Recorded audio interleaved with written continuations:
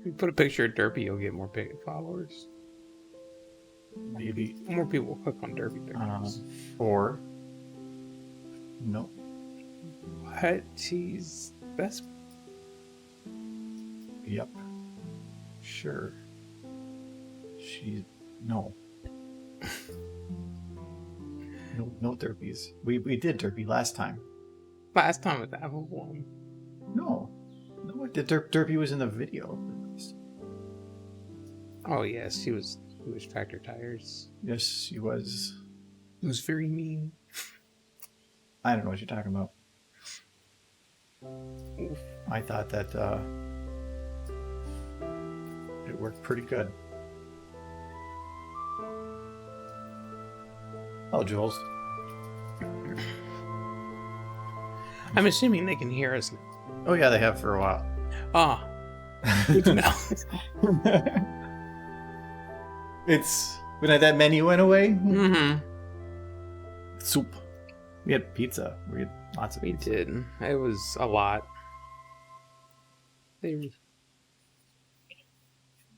Okay. Sometimes I'm still hungry after pizza. Not tonight. It's half a pizza. Oh yeah, it was a big pizza though. It was a big pizza with a lot of cheese. So much cheese. So much cheese. Need to do anything else here? Well, you should Why is chat? eat dinner. Oh, there it is. Okay, that's weird. Now it's live. Okay. Oh, Sir Edward. Oh, should. Him saying the word dinner just reminds me of a conversation I have at work sometimes when I say supper. And Draft reminds me that the North won this. So I'm like, yeah, I'm going home and have some supper. And he's just like, sir, the North won this war. You're not allowed to use that here.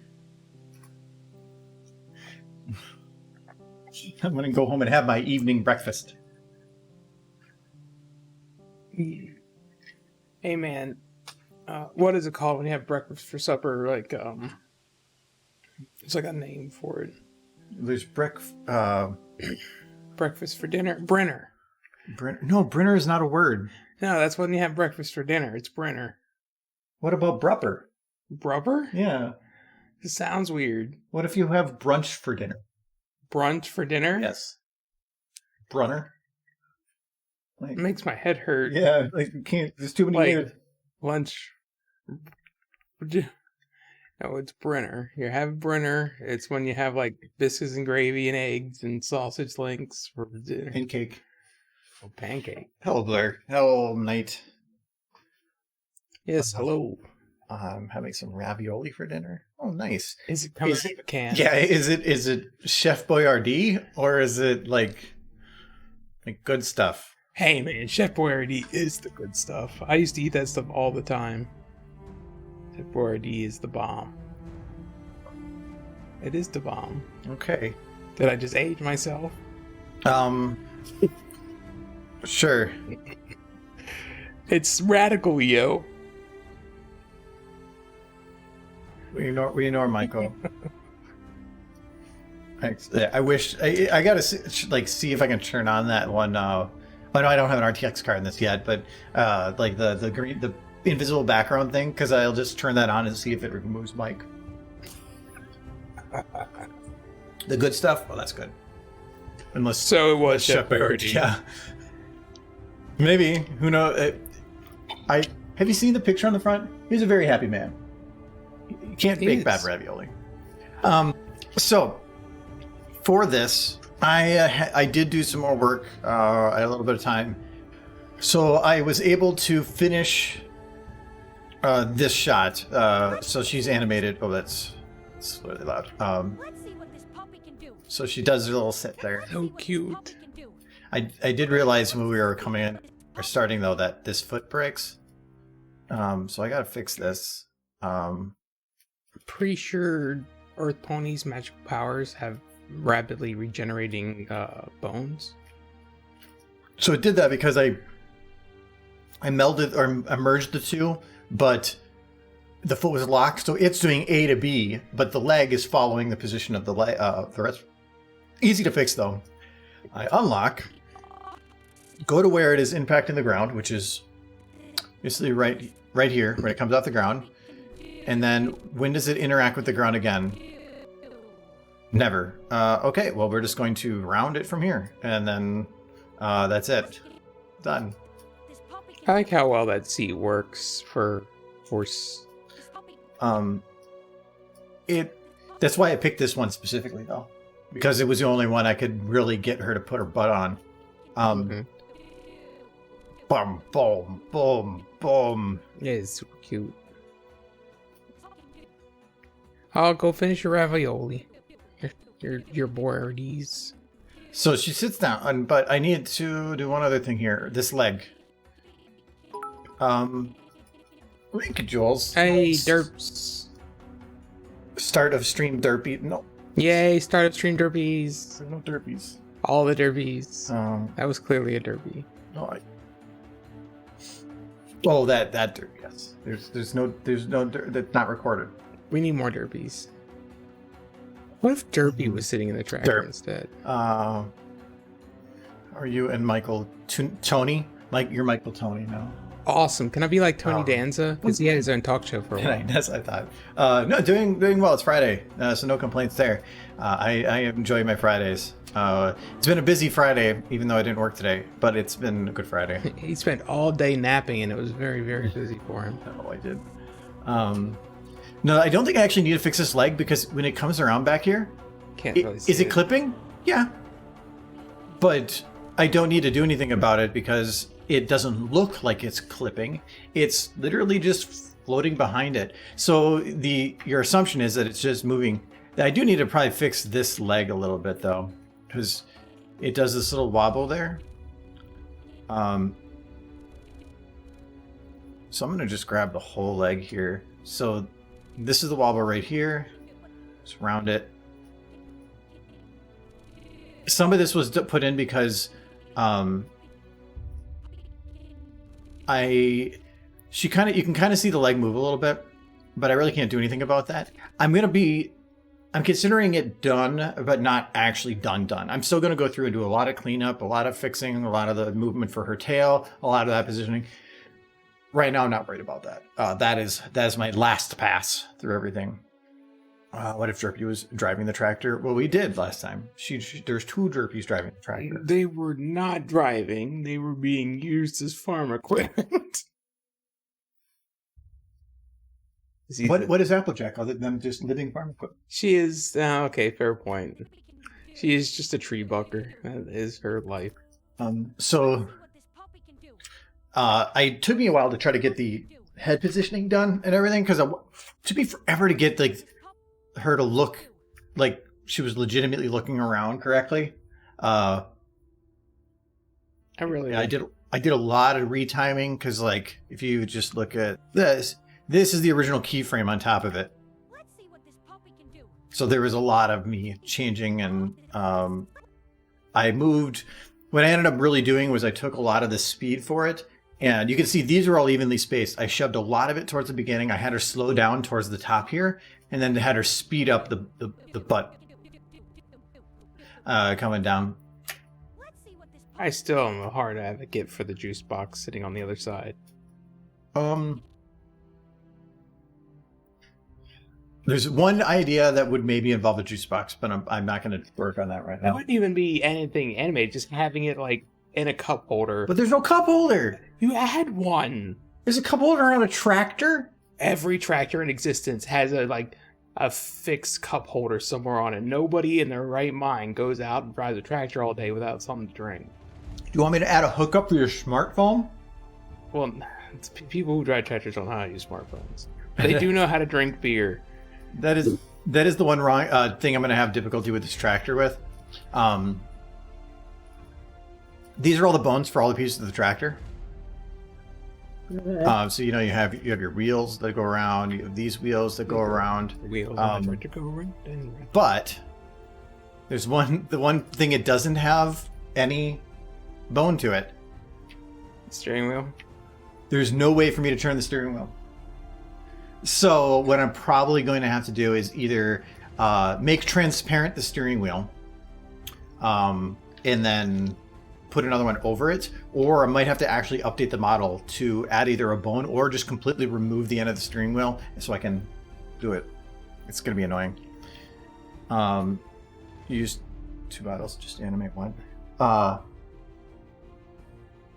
If you're speaking about the keyframing, no, I'll split. If I'm afraid that something I'm going to do might cause me to have the inability to go back past a certain point. So like the retiming of everything and the blending of all the animation, I'm going to get to a point where I have no real ability to potentially get back some of the data that I might have destroyed in getting it to what I want it to be.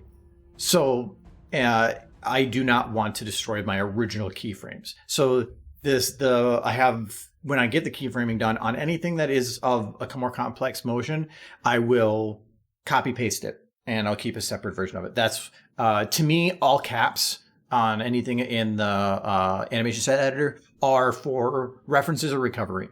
And in this case, I have one for keyframes and one for lip syncing. So if I go to the keyframe, this is just the originals. So it means that if I go to do some motions that literally like destroyed my original keyframe somewhere along the lines because I blended too far and I don't know where I have to go back to, or saved it, closed it, and I lost it, I can go and recover that keyframe.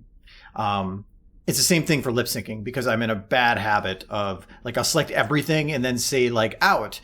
But if I do that, it might actually, I forgot face was selected and I might erase lip sync work. So I will usually have that. That one is almost always separated. If you go back to some of these other shots, Applejack lip sync, this one doesn't. I think that one I consider, when I consider it done, I got rid of it. Yeah, Applejack lip sync. So I actually hold on to those because it has saved my ass more than once. And fool me once, shame on you, and as the femme, but not again. I'm firing my tank. It's not a tank. It's a tractor. Tractors have lasers. Tractor. Sure. Actually, that would make tractors much better. Yes. We need space tractors. Space tractors. Tractors in space.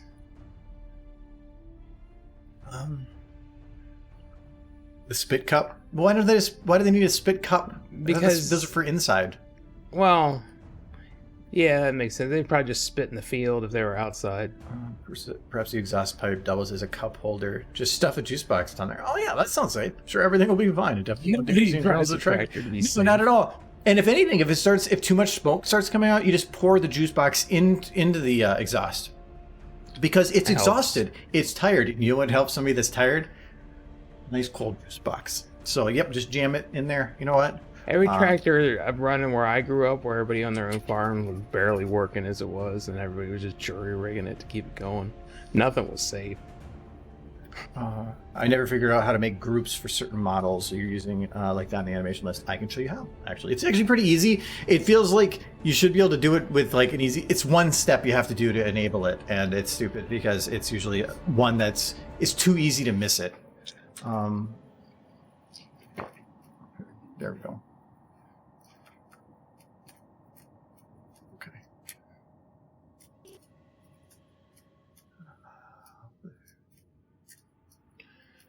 There we go. Same hat it's always been. There we go. Let's go juice box. Wait. Energy.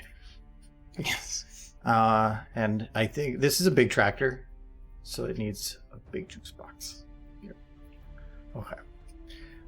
So to do the group thing, normally when you right click it, it's probably not going to give you the option of group selected DAG. That option only pops up if you have something enabled. So either right click in the background here or go to your gear and make sure that you have show scene hierarchy checked. If not, it will not let you create groups. If I uncheck this, all the groups go away, which can be useful. It means that if I had groups, now they're all gone, so I can see everything from a single level. That can be useful, but now that option is gone.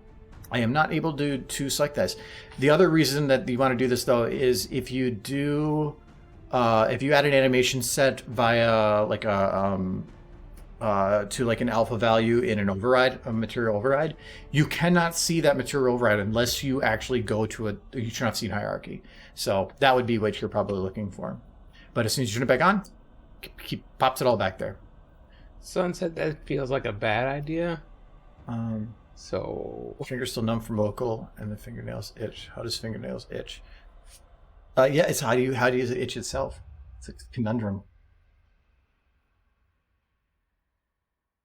The side that has flopping up more. It might be the angle. Let me go back to this. Yeah. Yeah, I'm guessing it's the angle. If I had to take a guess. Mm-hmm. Looks the same hat you always wear. Yeah. I think so. And like the ears are always kind of weird with it. It's Applejack. She defies physics. I have no. Michael, search tractor spit cup holder. I think it would just be a normal cup holder. Bad.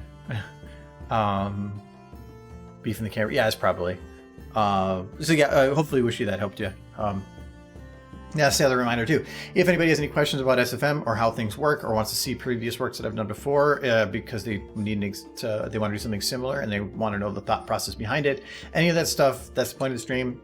Ask questions. Don't feel worried that you're wasting my time. That's the purpose of the streams. That's what I'm here for. Yes. Wasting your time. Yes, very much so. So yeah, so like there's clipping of her hair here. Don't worry about that.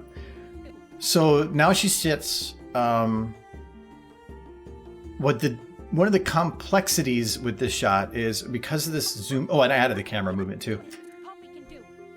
Is because this isn't the cut. It's literally a zoom in.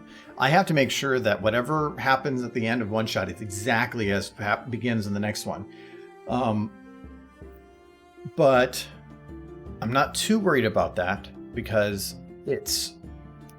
I mean, really, I can just go. Do horses steer with their hooves or their mouth? Here? Like, how are you gonna have her steer the tractor? How have her steal the tractor? Steer, control. She does it here. See? Oh, okay, so she uses those for hooves.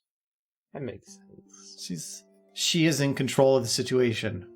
Because that's the face I have when I think about life and I say, I'm in control of the situation.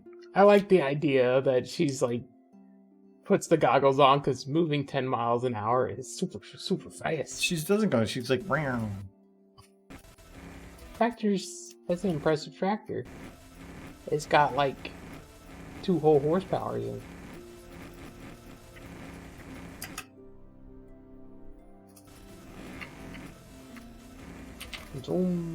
She goes, bye-bye, Applejack.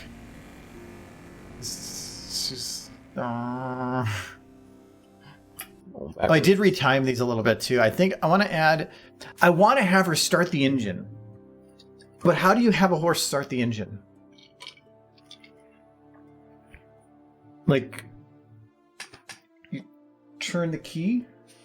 No, that's generally how you start a tractor. Even though it's the same key for every tractor, and anybody can walk up to any tractor and start up any tractor with the same key. I'm pretty sure somebody's going to know when they start a tractor. But how do you grab the key? You can't. It's that's the one difficulty I have is maybe it's you actually just have like a switch she could flip. But she already has a lever she pulls. So to have her pull the lever and then that's to set the gear. Yeah, but it would be a switch and then it would be two of the same thing. No, like there's a toggle. Maybe built into the dash. No, but that's not. But you wouldn't imply that that's a start switch. It would be cool to like have if you had the engine like rumbling as soon as you flip the switch, that would be a pretty heavy implication. Have like 4 switches all the way across with like lights that go. I mean, it was kind of like the way they did it in the Nitrous. I was thinking in the opening to Cowboy Bebop, where he just flips the switches and the ship turns on. I know, but that's no spaceship. This is a tractor. It's the same thing to Applejack. She's like, upgrading from a cart. This is the future. Ooh. Yes, because I wanted to put one more in here because then I can delay the start of the music and have to go with all the different beat things. I thought about a button to start. The big red button. The complexity is right now each of these is sitting at about a half a second. So because there's music that's played with this. So And this one's a little shorter. It would be about this long for next one. This one's shorter because I cut it early because of the need to get to this shot so that it should take off.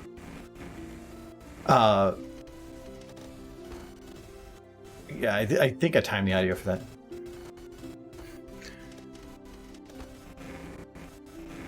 Yeah, that's fine. So I would have one more of these. So I have about 2/3 of a second to show something, which means if you were to have some kind of thing that toggled or any activation of something going from one thing to another, you would probably be splitting about 50-50, which means out of 2/3 of a second, I have 1/3 of a second to provide context as to what it is, and then put something in front of that thing to prevent you from seeing what it is. We all pretty innately have an idea that a car is turned on from the turning of a key. But if I had it as a button, and I were to provide enough context for that, I would either have to have it cover on the button or put a label above it that says like engine on or something. You could just aren't you gonna have a sound that just you hear the engine turning on? Part of the joke is that as soon as she comes up here, it goes Wang! So I didn't want to have too much like noise before that. I think that actually I kept thinking about putting the label on the button, but now that I think about it, I could put the label by the button, and then that would technically work. And I wish that I could put more of it in here, like more really weird science tech that makes no sense. But the song itself, and I have to be careful how long I play it because I'm of rights issues for overusing it. Even if I had the rights to use it, it's only for a single use, and streams aren't single use. So it starts right here. So it's basically I can do 4 somethings, technically 3. So I think the button is the only other one I could do, but we can do that right now. Like let's do that. So I'm just gonna take this shot and we're gonna copy it.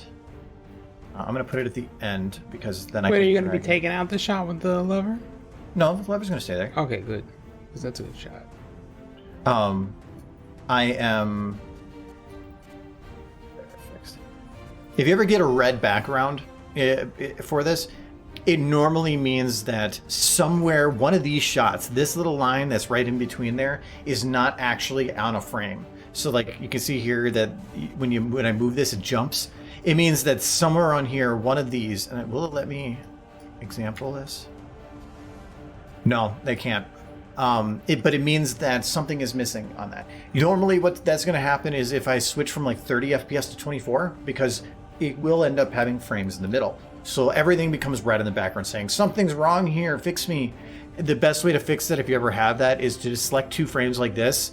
And you can usually see if that's not right between the frames. Otherwise, just grab it like this and just wiggle it. It'll then snap. So just go all the way down your bits until all the red disappears. And then you're good. Had Rainbow looking down from a cloud yelling, hey, no fair having awesome fun without me. No, I want to have this jump right to the second half. The idea is I'm going to try to make this about 30 seconds. Once Applejack takes off with the tractor, it's going to be a bunch of really simple, stupid stuff. Go to the point where she's in the air with the tractor. At this moment, I just wanted to pause, the whole video to pause, and some guy just come in and it's like, and at this point, Applejack realized mixing hard cider and heavy machinery is a bad idea, and it just continues. like the pause with the old Duke boys like things. Just like okay, and then it would continue. I thought you meant like somebody's gonna walk out. No, just like that voiceover. Like this pause here, it's like, and at that moment. No, because it's kind of slightly implying she's been drinking. Because it started. Because the Eurobeat started beforehand. I think that might break up the joke. But I think I need to do a pre-render on this because audio timing is horrible. Being that like. Any audio, like if I listen to it with the switcher, like it feels like the action happens before the audio, but then when I actually slow it down to listen to it, here, It's with the audio. And that's because the audio always feels to me like it's about 3 to 4 frames later in what I hear. That causes a lot of problems. And it's the last couple of videos I've had, like things were mistimed and I had to redo a bunch of stuff. So I normally will go through and scrub it to make sure everything times up right, which means sometimes previewing doesn't look right, but it gets made. Red Button University means start or boom. Yes. I still have... I think that one thing probably still says science. Are you using 15 AI? Yeah, this is 15 AI for the voice. I caught it while it was open. I think it's back down again for a little while. They said the last time they're taking it down for a while. Yeah, this is all 15 AI. It took me a little bit to get this audio this way. I tries. Yeah, I think some of these took me probably about 15 to 20 clicks through because there's a lot, and that's with 3 per, just to try to get I'm looking for certain inflections. And so I was really narrowing it down to small segments of words and then just getting it until I could get that. The more words you tend to put, the worse off it ends up talking. So it's really better to really start narrowing it down to small little bits. Yeah, actually, what was it for? The tacos on the moon, I wanted to use 15 AI for, but it came back up 12 hours after I had to have it done. So, yeah, that's fine. It's their project. To me, I have no say as to when something shouldn't be up when I don't own it. I'm not putting any money towards it. Then it's they do what they need to do. So, anyways, I would prefer to get an actual voice actor before shit posts that are short. I'm just gonna use 15 AI for something that I'm actually wanting to put a lot of time and effort and have emotion in. I would get a voice actor for it. 15 AI, you can get some decent stuff out of it, but you're never going to be able to get what a person could do. So I could give you a pretty good Applejack.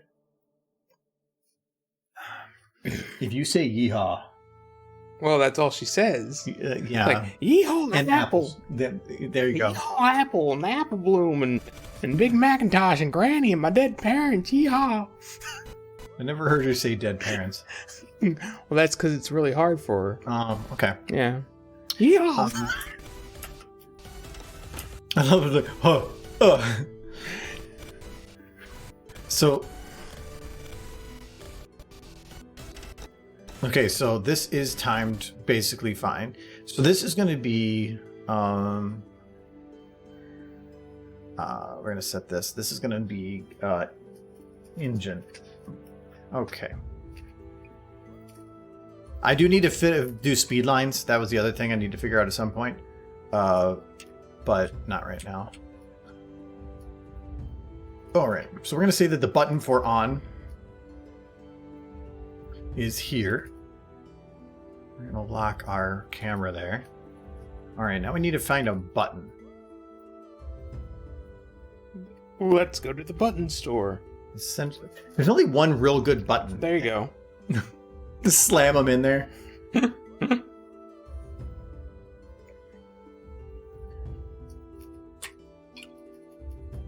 Yeah, most of the buttons I've used are basically this one.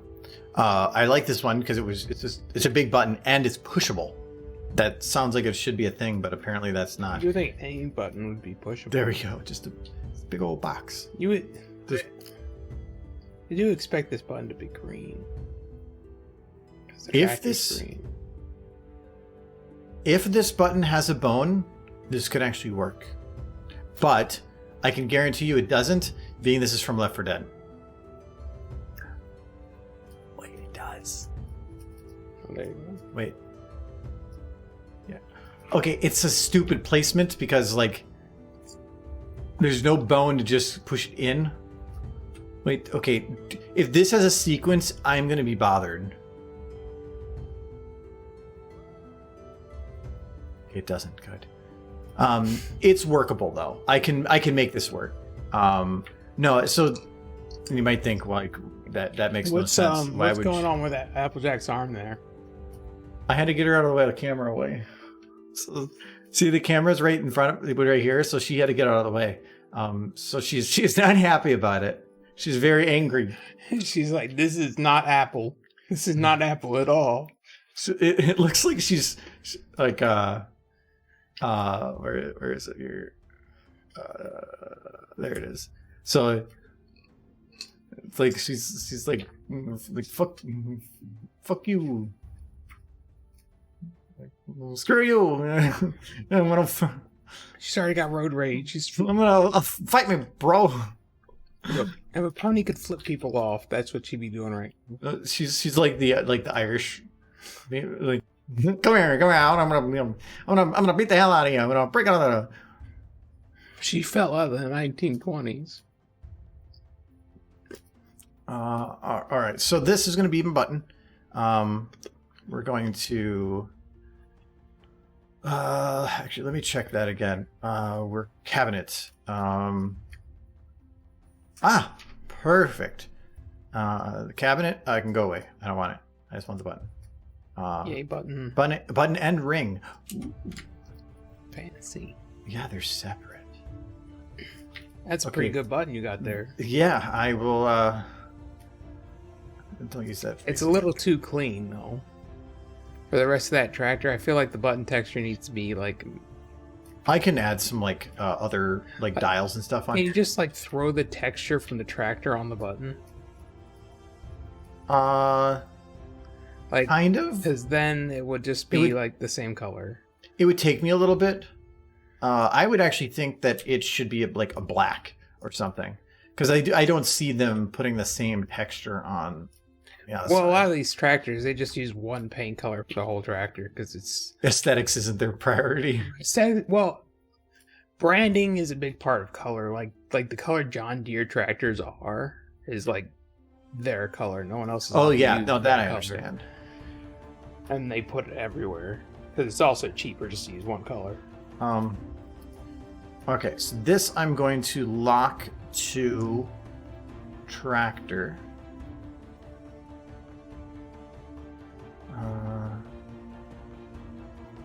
So this should now. The main thing is I want to make sure if I move this. Okay. I don't need to show this button at all in the future here. It's like the idea, like even this lever that's right here doesn't pop up at any other point. And it's not going to. I don't care. She's getting morning stretch. Oh, sorry, Jules. I got the stupid face. I've been kind of distracted. Let me catch up on some chat here. You have one fresh up last fight with one more. That would be cheating. It's like you're solving your food problem with a single unicorn. They just become like food slaves. You ever find it difficult bending the hooves backwards or getting ponies to stand up bipedally? Bipedal, yes. Some of the models have a modification. There's a flex you can change on their front half that will assist in positioning some of the things to make T-posing easier. But it's just not the pose they're meant to be in. You can do it in 2D because everything's flat. You can hide it, but they're not meant to be that way. And so when working on an engine like SFM, you're not going to be able to make it look that way. I'll find compromises to like make. I've had it before where I will like, if they're wearing clothing, I will sometimes like disconnect and make two models, two halves, so that they're bending correctly, just to make it work. But if they're not wearing clothing, I don't really have a choice. Oh, Starshine, you could be angry. We all have a right to be angry. Oh, she was angry. Okay, yeah, I'm catching up. I'm glad she's not a cartoon after all. Yeah, maximum overdrive button. I could put little spoilers on the sides as to not spoilers. Oh my God, she'd have a spoiler on the tractor. Yeah. Well, she's got to keep the back end down. Sure. I'm not sure where it would go. Stupid face. What can we do for stupid face? Oh, that's a cute face, though. It's time for a test drive. She puts on the goggles. That is cute. And look, you want to talk about weird legs? Test drive. Yeah, that's pretty weird right there. You couldn't make her legs bend properly so that didn't look that weird. Why would I need to? For cuteness sake. It's like I know I can't see Big Mac, but I should still animate him because he would want to be animated. I want No, to I didn't care. believe that they're real. Um, You're not part of the equation. It's just cute horses.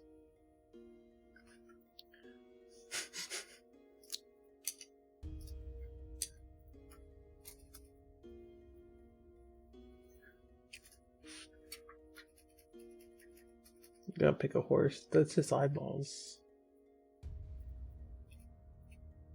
What are you doing? I'm not doing anything. I don't believe you.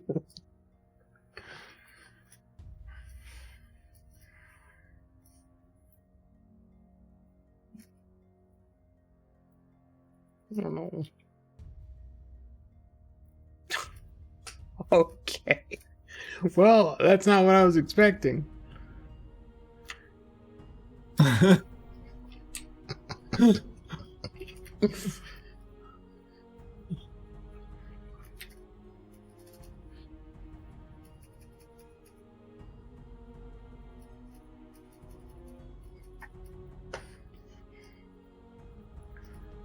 Okay.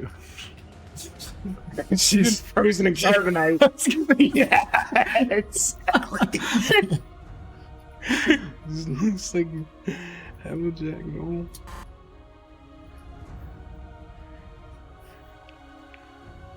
Okay, this is gonna take me a minute to set up here. That makes me wonder whatever happened to that like model of Harrison Ford frozen in carbonite. That has to be somewhere. But it's worth a lot of money. Okay, so this is gonna be a little. That's too big. Do the barn doors not open and closed? Stupidly, it would be really nice if they did. I'm sure it wouldn't be too difficult to rig. Yeah, not enough to worry about it right now. Yeah, no, not for a one-off joke.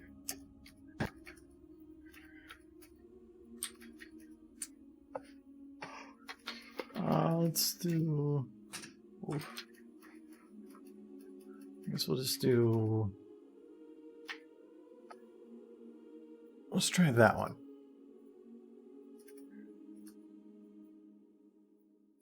This one.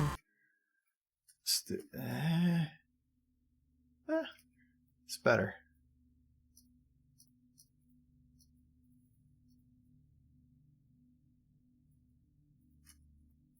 Be careful now. Applejack was apparently born in that barn. That was one of my favorite. Yeah. Movie. Raised in a barn. Was not raised in a barn. I was born in one and did spend Most of my formative years. in it.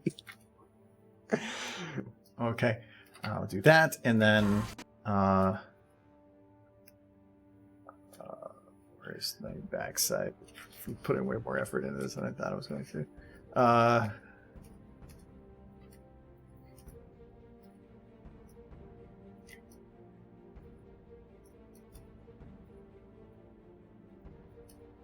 Applejack's a great character.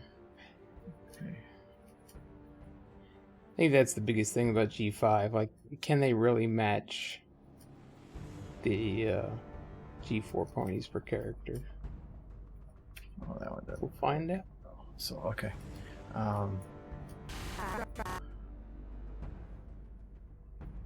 Okay, so there we go. So we got there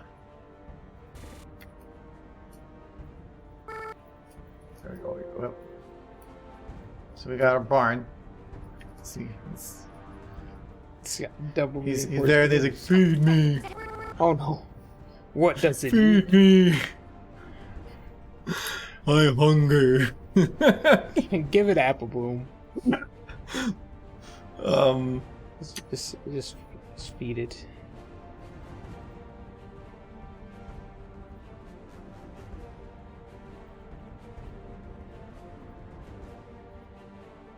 It's like Apple Bloom when we're done with your scene. So Actually, that's I got it for the barn. here. Okay. Problem is she's already in there. Oh, you already ate her. Okay, so she's out here, and so we're gonna put her further over there. Okay. And then she's going to fly into there. Okay. And how fast you go? Oh, wow, she go really fast. Okay, there, she's a little better. And then we're going to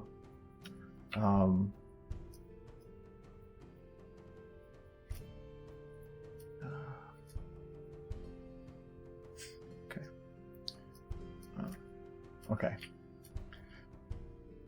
And then we got where's our barn? There's a barn door. Okay. Do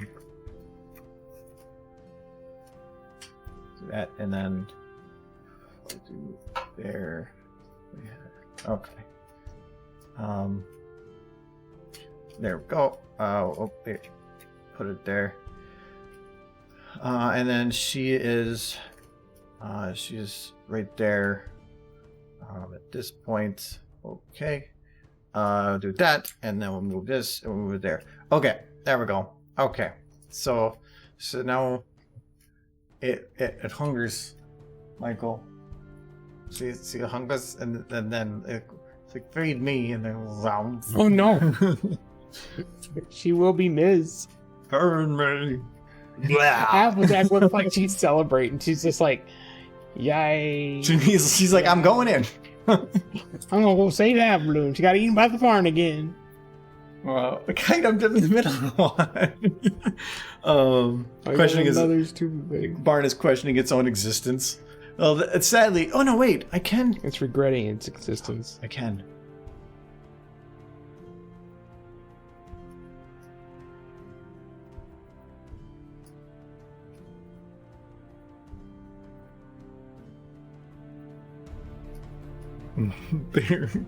there, Michael. I know what you did. Oh no! Hello, Michael. Oh, not again. I saw you throw out your corn. That's bad, Michael. Why did you do this, Michael? I thought we had something special. Corn is nasty. You're the nicest looking barn I've ever seen. Just saying. Just gonna keep this one going to make up for the second stupid phase.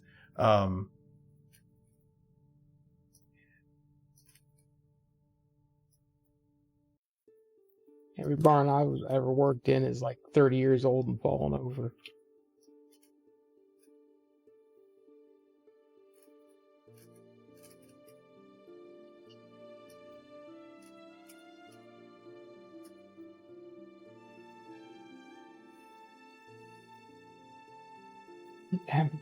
It's a big barn. It needs more. It needs to eat all of your favorite ponies. All of your favorite ponies, not mine. I think you Skylight, 25 months. Thank you very much. We're doing very important things today. And welcome. That's just over 2 years. It is a very long time. I think that's basically as long as I've been I've had it enabled. So thank you very much. I do appreciate it. Here we go. There. Oh no, it's angry now. Yes. There. There. Oh, hold on. These need to be apparently locked, and there we go. They're now. There we go, Michael. So I was like, it took 5 minutes, but I'm angry, Michael. Oh no. Flashback to me falling out of haylofts. Hayflofts? Lofts. Haylofts. Raise this barn. Oh no. 1, 2, 3, death. Murder barn. Wow. Murder barn. I've only ever fallen out of the hayloft twice. So, you know what the best part about this is? That doesn't matter, so I'm just going to leave it. It's angry barn. Yep. Angry Barn. Angry Barn will kill you. I'm gonna call that's what it's gonna be called. It's gonna be called Angry Barn. Angry Barn. And I need to yeah, we'll put Applebum in with Angry Barn. She's being eaten by Angry Barn. Everyone is watching you. It's really creepy. You know, nobody have nightmares about that tonight. Unless you do, then send me fan art. Send me fan art of your dreams. Thanks to the nightmare filled prior to bed. What is scary about Murder Barn? You know, it'll raise you. Yeah, what's scary about this?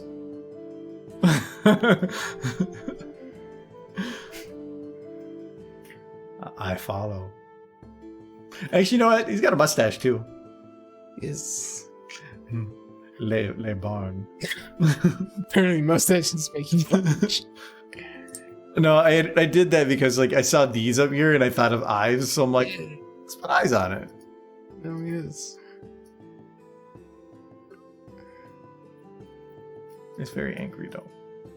But we can do more than that. We can have him be.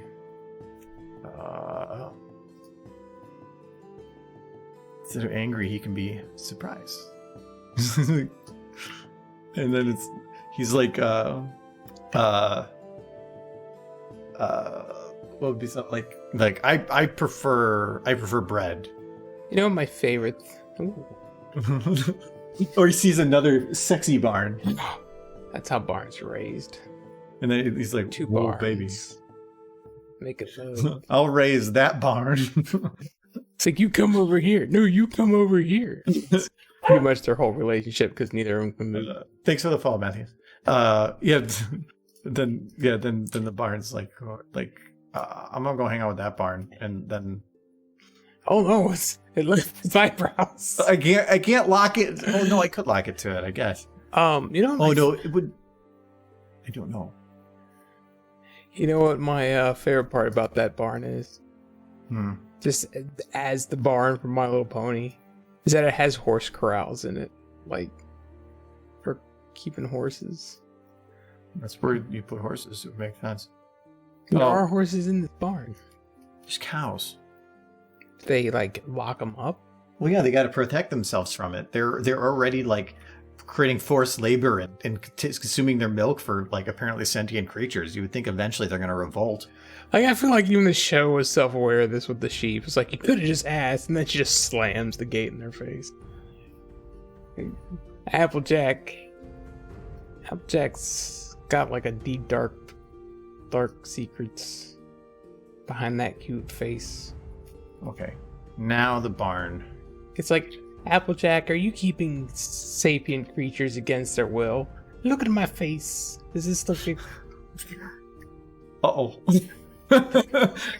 He's had a bad day. Guys. Oh, hold on, I gotta grab these. He's little help. And every time I do this, the level of Applejack's over there going yee-haw. She's like, that's just normal barn stuff. Barn do that all the time. Okay, well, we'll leave the barn like that.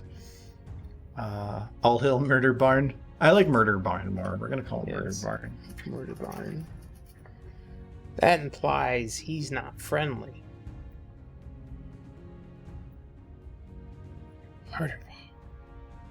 Murder. I'm sensing you want something. I like that cup too. It's a very nice cup.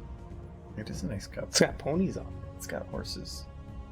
My cup does not have horses. They're really hard to see. Oh, there we go. Yeah, there's horse. There's another horse. I do have cups with horses on them. Yeah. You know what would really make that easy to see, though? If I... There's liquid. Thank you. Yes.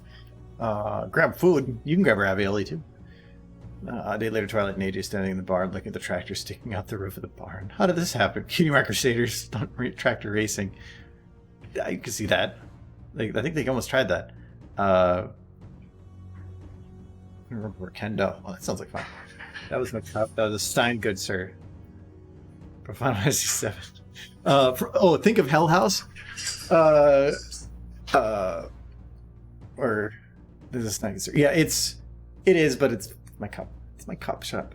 Cup covers everything. It's a cup. I'm not wrong. It makes me think of Hell House. So is anybody here not played Final Fantasy the like Final Fantasy VII Remake? Because that was one thing that, like, when we were going through playing the game, I was so sad because as I'm fighting through the area that I know the Hell House is, we never saw it, and I'm like, what happened? Like, that was the one combat I was looking forward to, but also was terrified of, and went through this whole area, never found it.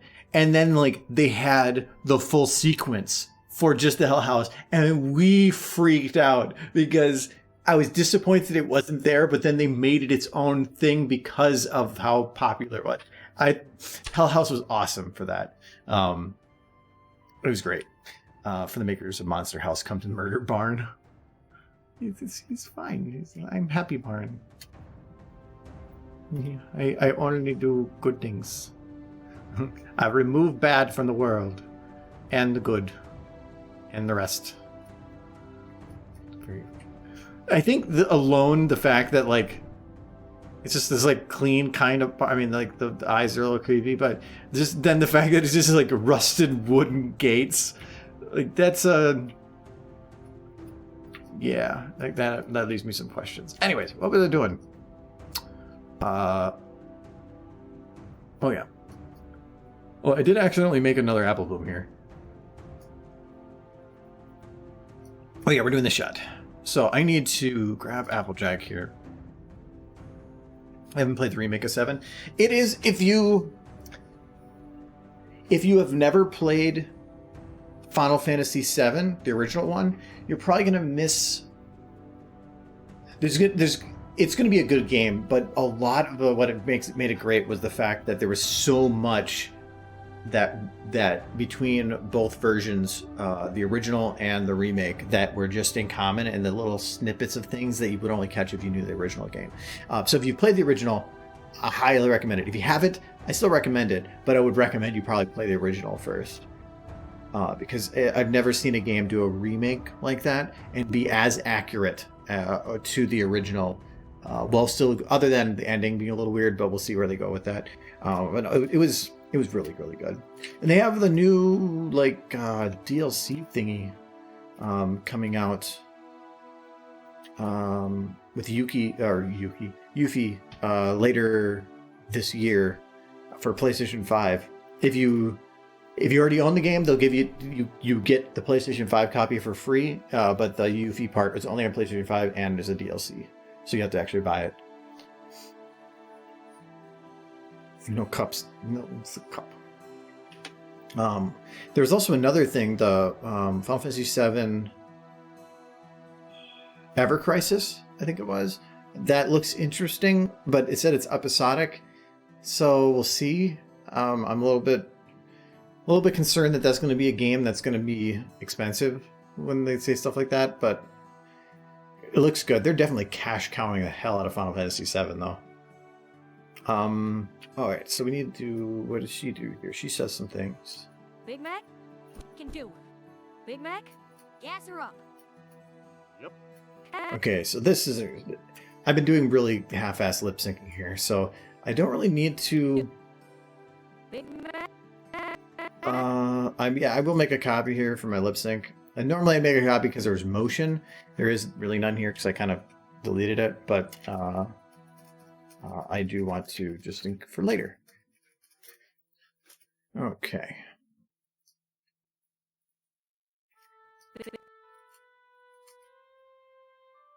Play the original 5-7 years ago. I actually have. Oh, I don't have my lights on.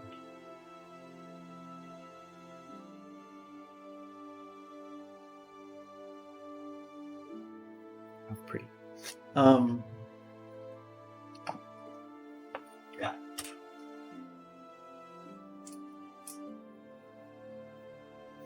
This is the original. I actually have 2 copies of this.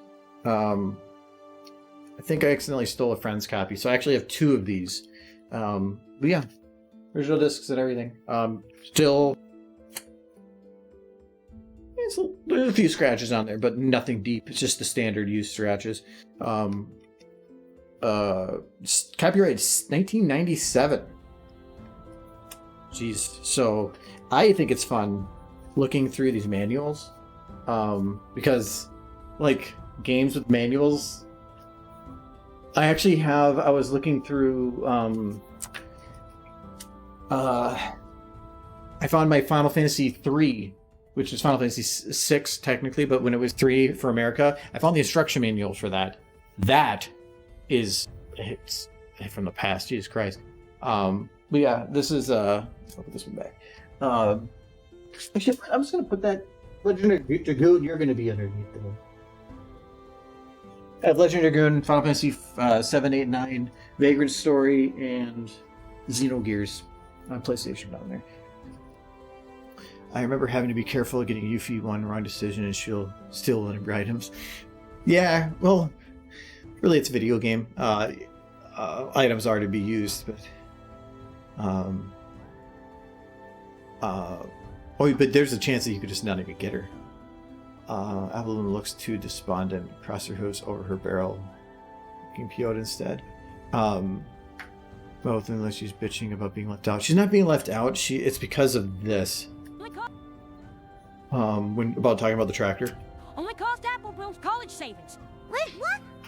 So it's not that she's being left out. It's that that her college savings were spent on getting the tractor. So she's despondent in that she's lost her college savings. So, I was trying to think of anything else that I could have her do in the background that would be similar. I decided on just having her sit there with like a 1,000-yard stare. There was other options I had, but they got very dark, and I would not be able to monetize. So I decided to pass on that. Instead, I'm just going to have her kind of sit back there. For being that this is only just over a hair over a second long, there's not much I can really do with her that wouldn't distract from the ability to watch the video as it is. Right now, Big Mac just does like the yup. But because there's not much else going on, there's really enough time to kind of grasp the entire thing within 1 second. So, but if I have her do too much else, then being nothing, he's not moving really that much, and this isn't moving, and then she would be moving, it would make it so that you wouldn't even be watching him, you'd be watching her. So yeah, I want to, I need to be careful on that. You want to make sure you're still directing people where they need to look, but having other things in the background that if they see is fun, but not going to pull away the attention. I love when games came with big manuals with it. Now it's just 2 pages if you're lucky. Well, it's because you can go online. What I miss is the Prima official strategy guides. Yeah, they were expensive and they really didn't. Nobody's going to read the damn book. I kind of did sometimes, depending on the game, but it was just a fun little it was like an art piece to get. It was fun. I like those. All right, so let's get her to see. She has Big Mac? Oh, she actually says Big Mac here, so I can just steal this. It took so long. I had errands to run. Whoopee. No. Errands. So what were some of these ideas you were having for Applebloom? Oh, that was just something I brought up, and it was about when she's despondent in the background. But you said you had ideas. They were too dark. What were those ideas? They were dark. Big Mac? Too dark for stream. No, for YouTube. YouTube. Okay, so now... Hello, I am back. Back. Gas. Oh, that's the wrong model. I never, I used to remember seeing those strategy guides at the Prima, at the store. Prima or whatever. I was never a big fan of strategy guides as a kid. I felt like they spoiled games. I could see using a strategy guide like the second or third playthrough so you can figure out all the things you missed the first time through. But if you're using it the first time through, you're just spoiling. We were kids. it for yourself. Yeah, but even You're as playing a kid, you're playing a 200-hour game that by the time we edited it, we wanted to do all the stuff we were doing. It would be like 200 hours. We're not going to be like, yay, let's do it again. I was that way with Final Fantasy VII. Well, yeah, but I had friends.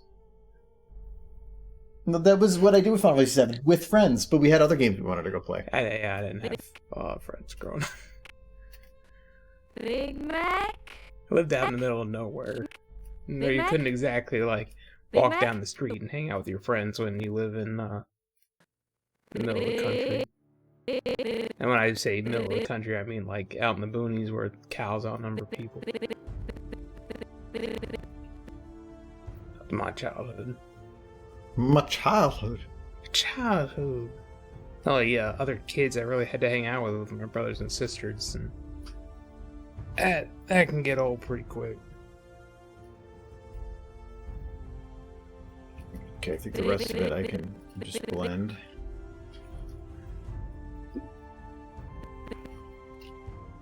Big Mac? Big Mac? So how many times did you say you played through 7? The original. Maybe played through maybe Like- twice, but I've started playing it like 6 other times. I started playing it on PC for a little bit. I have it on Switch, and I think I got out of Midgar. No, I got past Juno. Really? That's not that far though. Uh-uh. I mean, that's further than the remake goes, Yeah. but But the remake and still then was a lot more content in that Yeah. amount of time. they showed Big Mac? Juno in the remake. I feel like they did. Show you what? Juno, the town I right think- outside Midgar.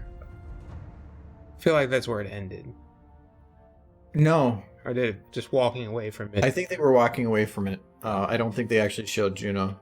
No. Final Fantasy VI was Final Fantasy III because in the US a couple of the original Final Fantasies weren't released till later. The only reason I know that is because they had a collector's edition and had it in the PS3. Yeah, and also all the art was different because they were trying to reflect, or they were trying to advertise to a United States audience, and so all the art kind of looked more like a Legend of Zelda type thing because that was the marketing at the time, like the Dungeons and Dragons, Legend of Zelda type of marketing. It wasn't until I think Final Fantasy VII that everything changed and they started making it more consistent across the board. And then when they went backwards, they definitely readjusted the numbering, but it didn't make things confusing at all. Yeah. Some of my favorite Mac? art for trying to Big adjust to an American audience with a Japanese game it is, and feel free to look it up, is the art for Mega Man 2. Because they didn't think the American audience would be keen, I guess is the word, on a kid with a arm for a gun, which is what Mega Man is. So, but they knew Americans were really into like police movies, like the big buff Sylvester Stallone dude with the pistol or whatever. So that's essentially what you got on the Mega Man 2 art for the US audience. Was just a dude in blue armor, like a full-grown man, super buff, with not a gun arm, but just a gun. And yeah, it's interesting. One interesting tidbit for Final Fantasy VII that was interesting was because I have Xenogears over here too. I believe I can't remember which order it was in, but I'm pretty sure that Final Fantasy VII came first. Final Fantasy VII came first, yeah, but they were both in development at Square Enix at the same time, and so you actually the part where Cloud is in the chair and is hallucinating after going in the live stream. If you talk to him enough in the current language bits, the original game, the translation was poor and it didn't cross over correctly. But if you in the actual good English conversion, there's one of the bit where he actually says something about Xenogears, and it's an actual reference to part of the story from the Xenogears game, which is kind of just a neat little teams crossing over and making little sneaky things. Final Fantasy 12's collector's edition. I have not the collector's edition. I never really played through 12. I mean it was a good game, but I couldn't get into it. I like the Final Fantasies that really like jump on me are the ones that have everything varies and changes, and 12 just felt the same. Everything felt brown and just it didn't feel like what I was looking for. I played 11. A lot of people can't say they played 11. I played 11. I played I think 11 for like a day. It was like a free trial thing. I played Yeah. 14 for like 2 weeks. It was free for Amazon. It was good. I actually did enjoy it. Just hard to play an MMO by yourself. Yeah, I don't really do MMOs anymore. They're very, very large time sinks that are hard to walk away from at random. I love MMOs for the fact that they are time sink. I like to be able to just sit down, not have to think about something, and just farm some stuff. It's super nice to be able to do that. Problem is, I will invest too much in it. That's why I don't want to get into Valheim yet, because I know that if I do, I'm going to get sucked in. Well, and Valheim would be fine for me because my problem with MMOs wasn't so much the sitting around and farming stuff or building stuff. That's why I like Minecraft is fun. Or 7 Days to Die. It's getting into like a dungeon where a bunch of other people are depending on you to stick around for 3 to 4 hours. yeah, no, I can agree with that. And then having to basically schedule part of your day around a video game that you can't break away from. Otherwise, you'll tick everyone off. And there came some scenarios where I had to leave because something in my real life was making it so that I couldn't stick around. And it would get people angry at me because when I quit, they all had to quit. So after scheduling, That's why you go DPS. yes, it became a second job. Mm-hmm. I couldn't justify it anymore. Most MMOs I ever played, I would get in dungeons that would like. There was actually one of them. It was Perfect World. I played that. It was it was based in another country at the time, and they would have these like these guild wars that would go on. It's not Guild Wars the game. It was from Perfect World, where it was territory wars. But since it was based in the other country, the territory wars normally happened at 4 a.m. So normally, if I ever was going to participate in these, and I was just happened to be in the group that does it, I would have to sit and stay up till like 4 a.m, or I would have to get up super early and just to be a part of it. Mm-hmm. And I remember for World of Warcraft, having to get up super early just to run the auction house. The problem with that one is I was a tank in Perfect World. I was one of the higher level tanks, and in their raids like it went on, you had to bring these carts across the ground, and so you wanted your beefiest people to carry those carts. So if I wasn't there, there was an empty cart, and so like it was like you were saying, it's like I had to be there. Yeah. So yeah, there would be times where like my dad would come, because it was when I was living home with my parents. He would open my door to double check my windows closed because it was raining, and he'd be like, "Why are you awake?" Oh yeah, and I'm like, I have obligations, man. I mean, in World of Warcraft, it was generally getting through one of the larger end dungeons, end game, was a several day thing. So you had to get all the same people back together for each run. If you started a run one day and then you couldn't be there the next day, that meant everybody else in that run with you could not continue. So you had to be there, or it would really irritate people. And it just got I stopped playing and my quality of life improved dramatically. Yeah, that's why like I don't do mobile games anymore, because it's nice having a game that you can walk with, but I was spending too much time playing a lot of them, and so I had to quit them. I played Final Fantasy Brave Exvius for I think a year and a half. Spent a lot of time on it, but I could have spent so much more time. It was eating up too much of my time. I would be working on something, and then I would just start poking at my phone for an hour, and I would not get nothing done. And it was so yeah, I had to stop on some of that. I like games I can just kind of pick up when I have time and put down when I need to go do something.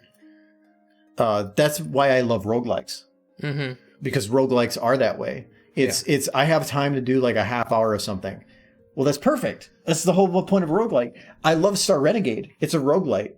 But the problem with that game is that a single run takes you 3 to 4 hours. And so that was hard for me to get into. I like the ones that like Gunfire Reborn was great for that, because normally a run is like 45 minutes. I like those type. Said Red. The remake ended with them walking away from Midgard, having decided to defeat Sephiroth. Yeah, the ending for 7 remake, I was. It was but I'm thinking that it's weird now, but it make more. There's actually some theories that I've seen on it that would actually be really cool. I feel like they kind of shoehorned Sephiroth in at the end a little bit because they had to put in the boss. If it was just the robot at the end, wouldn't really work. But that's what that was the expectation, though. Yeah, that's for you. But let's say if you never played Final Fantasy VII. Yeah. But then doesn't that make the whole build up to fighting Sephiroth at the end, if they actually get to the end of this whole thing, it's to me less impactful? The fight with him works. There's a theory I read on how things might go forward, and if it does, him showing up there 100% makes sense. Mm-hmm. But it just depends. So, but I don't want to say anything about the theory because I don't want it to ruin it if people don't want to listen. Well, I mean, that's the thing about theories, though. You're not really ruining anything because. But it makes other people think things differently as well.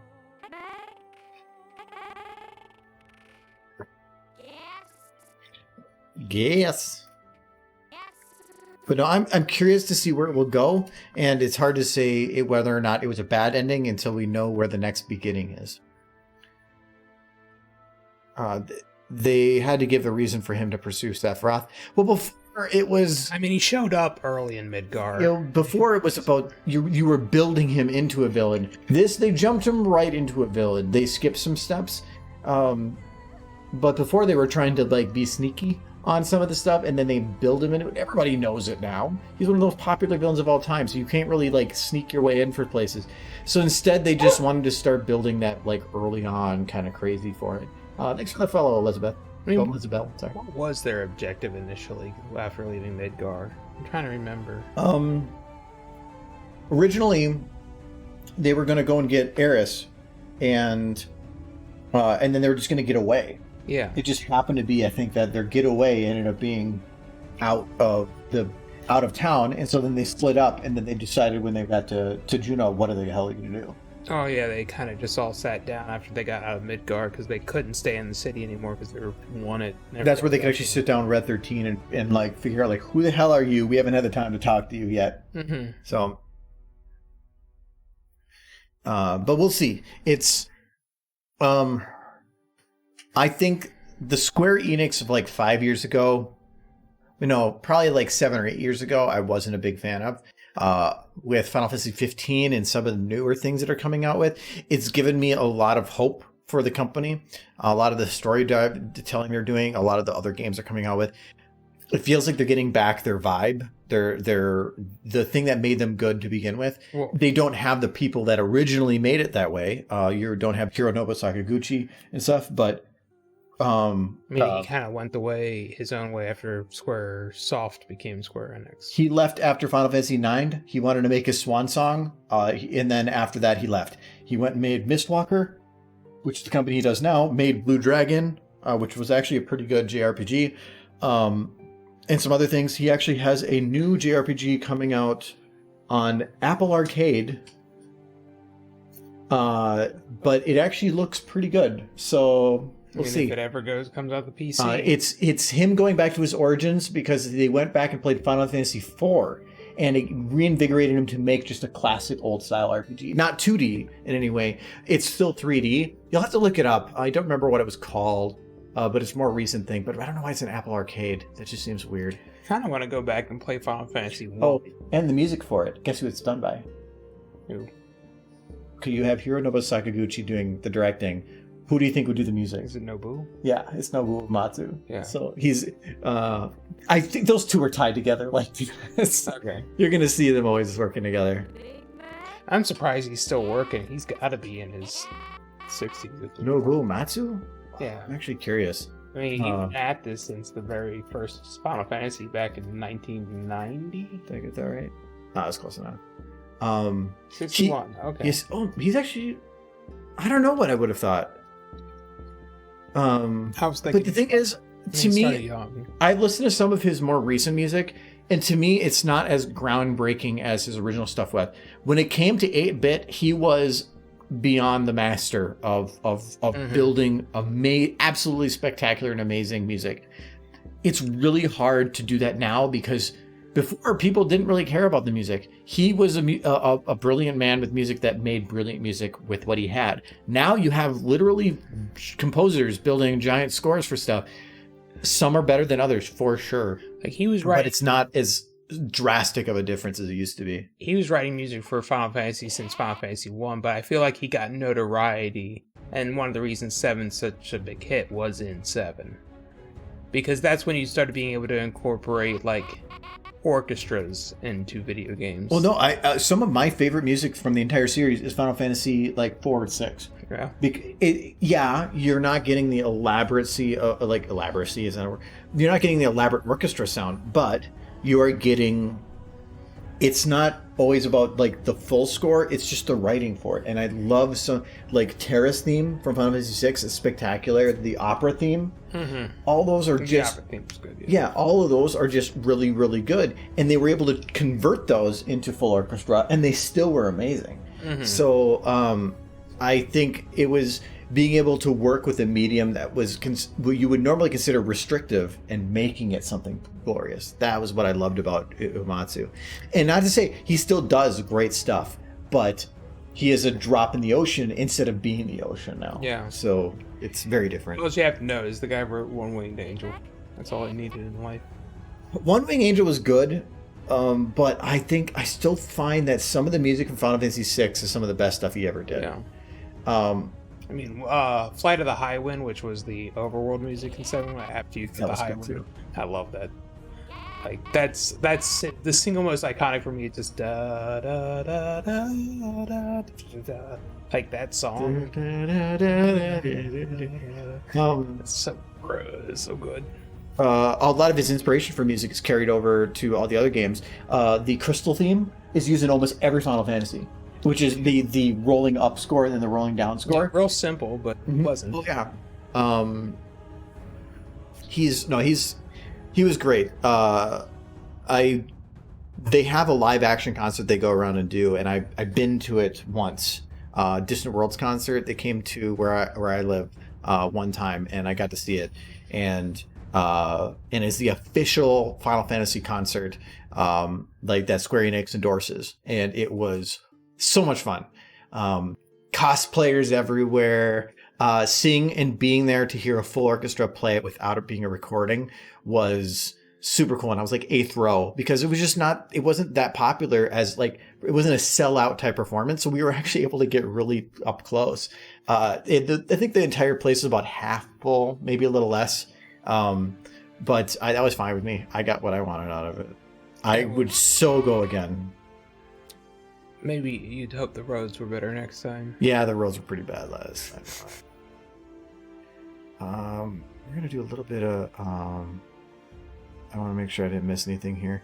You play FTL. I own it, I think, but I've never played it. He's playing it. I played the heck out of that game. I've unlocked all but one ship. One ship's super hard to unlock. So you still have Animating. He's using shape keys combined with bone movement.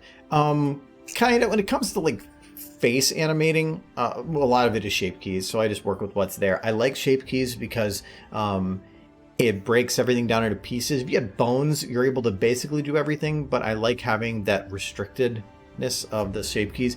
I'll still use like the jawbone because you can have a lot of control with that, but I usually don't use the lips unless I'm looking for a very, very specific look. But otherwise, yeah, I'll use the shape keys that are there. I like the original Final Fantasy VII more than the remake, but I'm more a fan of 6 or 8 and 9. 6 is my favorite Final Fantasy. 7 is great. I think the remake, I still find the original 7 better just because it was a full 7 and remake isn't a full game. But for a remake, the 7 remake is beyond what my expectations were. I was expecting a reimagination that just destroyed the original. This was not that. It was very much faithful to the original in more ways than I would have ever expected, and in ways that they changed other than some of the ending bits that we don't fully understand yet. They improved it. So it was a passion project where you can tell that people put their heart and soul into it. All the original story was there. Yeah. With the bits added on. Specific camera angles. Like the iconic camera angles were maintained all the way through. That didn't make, like, that was surprising me. Like every scene that came through these iconic shots, they maintain almost every single one of them. And like down to like overlooking the destroyed bits when they're climbing the tower to get to over the wall. Like they're very small moments and they follow through with that. So to me, 7 Remake is almost better than the original just because like I expected so much less, but I got so much more. 7, I expected good and I got great. This, I expected bad and I got great. So that's why I almost feel like they were able to overcome expectations that were there and I didn't think would be possible. I'm not ready to say it was better than the original. Maybe once the rest comes out. I don't think it's better than the original.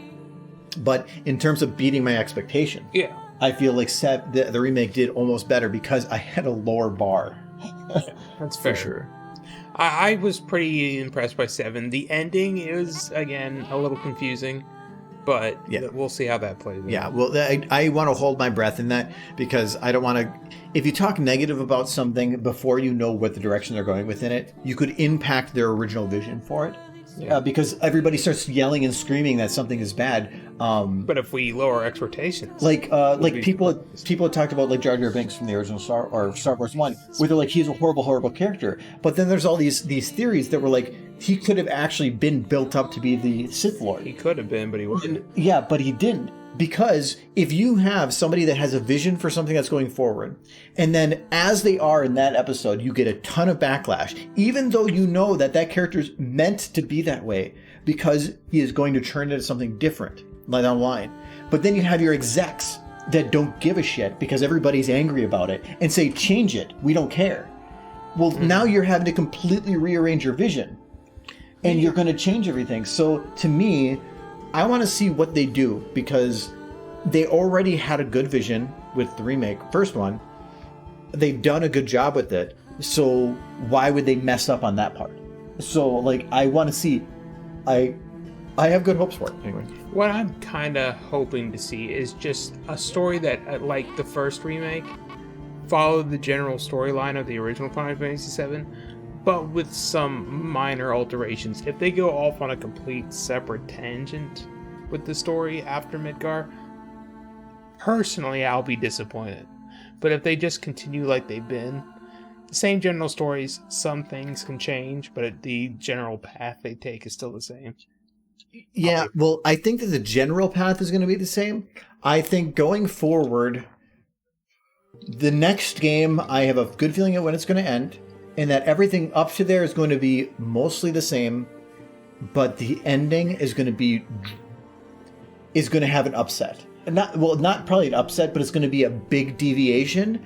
And from that point, I do not think the game is going to follow its original. Where do you think it's going to end? I can't see that. Understanding that you'll be spoiling a 20-year-old. No, because anything I say would be giving that theory ground, and I don't want it, unless there's unanimous decision in here that people don't care about me talking about some of the theory stuff, then fine. But if there's anybody in here that does not want to, just say so, and I will sleep quiet. I'm anti-spoiler. I do not. You're spoiling a game that's 20 years old. That's like spoiling Star Wars at this point. But theories in regards to the current game is not spoiling the current. You don't spoil anything about. I don't know, but it could change the experience for people because then it's like reading the back of a book before you read the book. Now you have expectations. You haven't even seen the back of the book.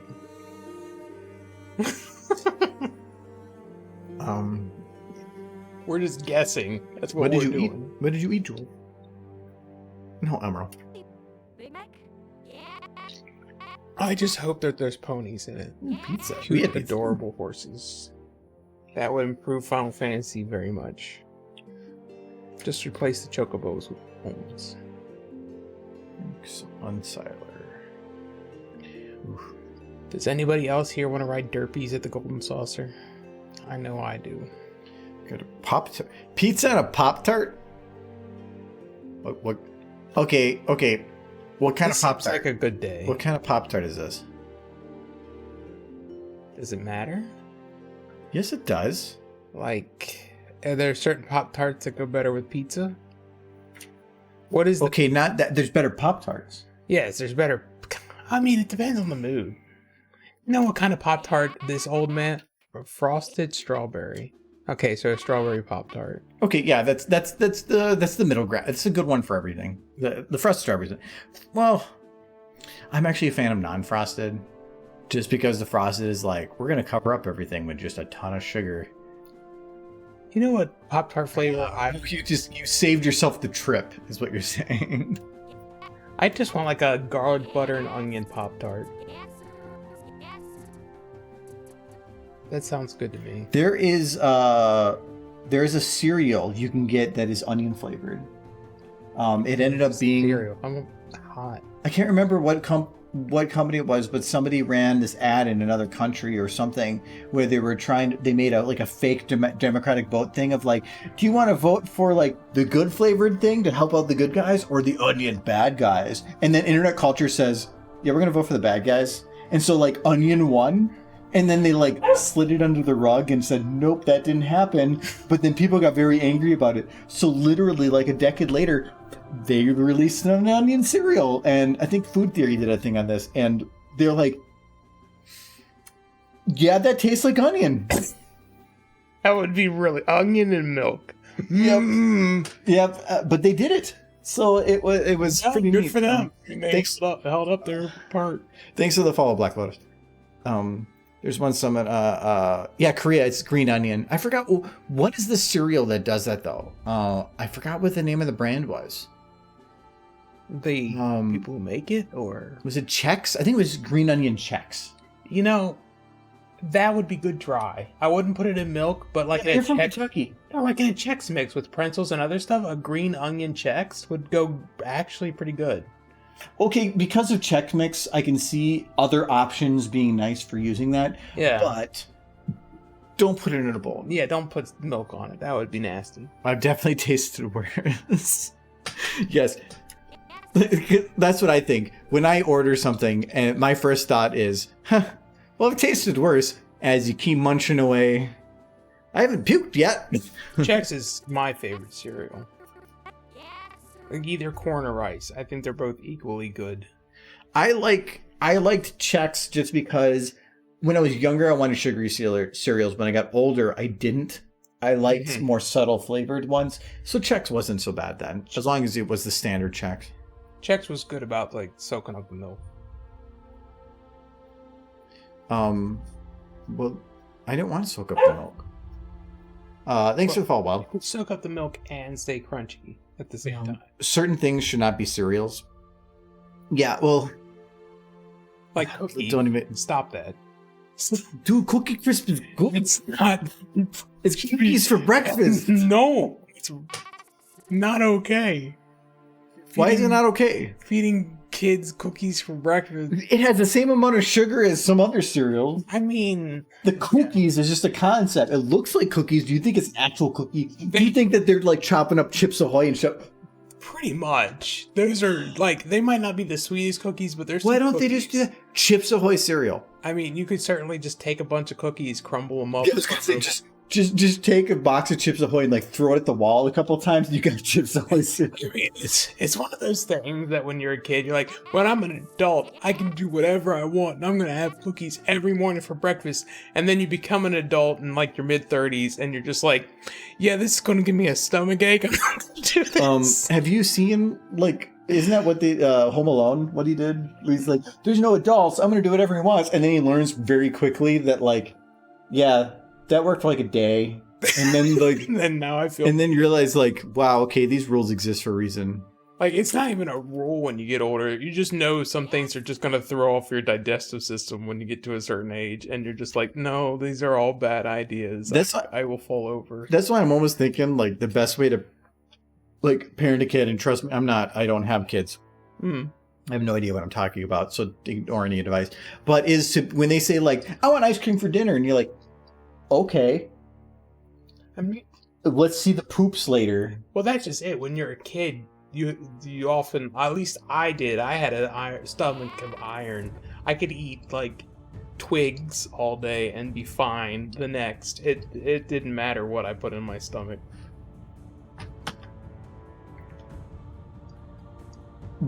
Two things. One, why are you eating twigs? And 2, why were you preferring to eat twigs? I mean, I don't know that I ate twigs, but I did eat rocks when I was... No, you said twigs. Well, I ate So rocks. why are you going outside and saying, I'm gonna eat that? I'm just saying I could have when I was... No, you was a very specific example. I did eat rocks when I was a kid. I didn't eat twigs. I used to... And they're still in there to stay. They might be. So I would, as a thing to show off on the playground at school, I would pick up gravel and crush it in my teeth to show that I could. How many friends did this gain you? I don't know that it gained me any friends, but it did garner me some attention for short periods of time while kids watched me crush gravel in my teeth. Was it worth it? I don't know. How do your teeth feel? We feel fine now. I don't know. You've given them exercise. You've sharpened them. Null Voice says Michael choose 1, 3, or 6. Huh? Michael, choose 1, 3, or 6. 1.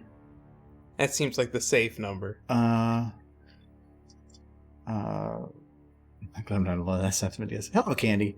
Right. Argo, what is your opinion? Should they keep Kotar or remove it in the remake? Are you talking in regards to the Knights of the Republic remake of the original that BioWare made? I want to make sure I'm getting that correct there. No, thank you, Nolan. For some reason that didn't show up though. Oh no, you continued the sub. Well, but for some reason it didn't show up on anything. That's weird. That kind of says everyone in your chat is subbed at this point, and everybody following you is subbed at this point. No, because there's people that aren't. Why didn't I do that? I'm not surprised. Wait, hold on. We'll go find one for you. Hold on. Give him a derby. There we go. Better. Oh, that's a dragon. That's not who it was, but I found one. Has he always worn glasses? Or is that new? But no, it did not show anything. That's weird. I'm not sure on that. It's Twitch. I just kind of let them do what they do sometimes. They thought the twigs were Twix. Yeah, 1 for me, 2 for me. I got like 14 cinnamon rolls when I was younger, and I would ask for more. Oh, that sounds like diabetes. May just be really boring individual, but my preferred cereals are like Cheerios and Raisin Bran.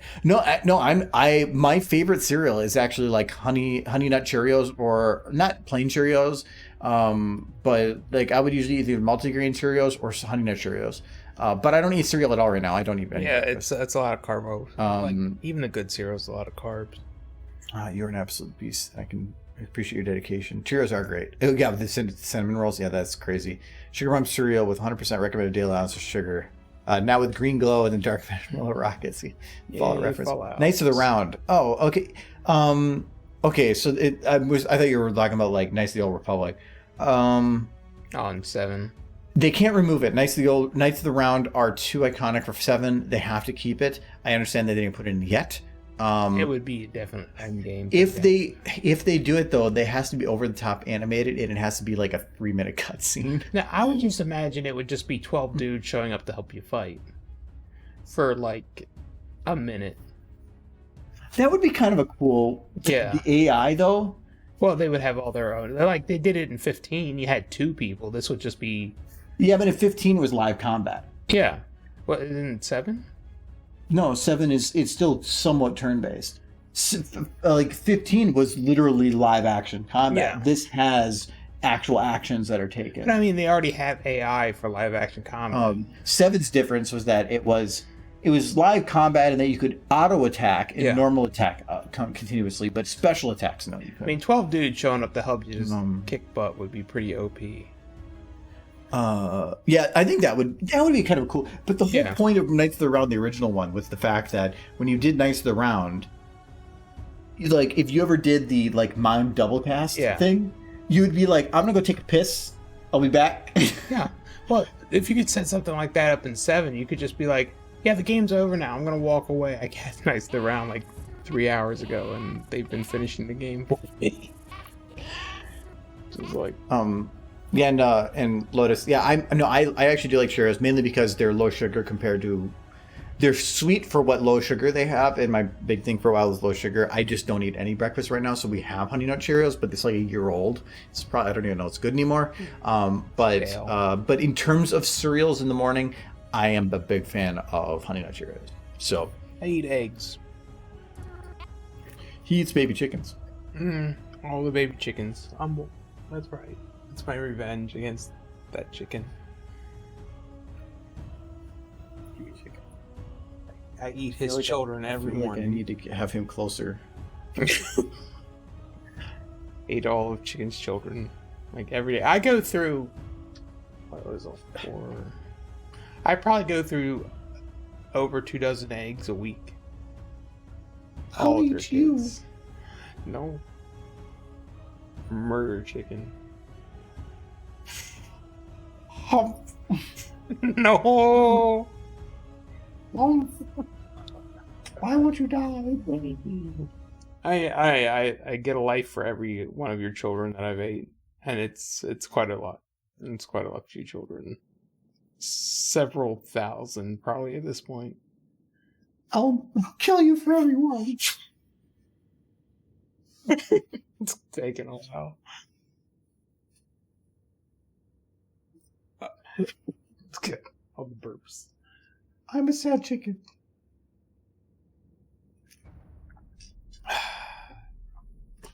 More. He looks so. He's so sad. He actually looks retarded. Go get back in.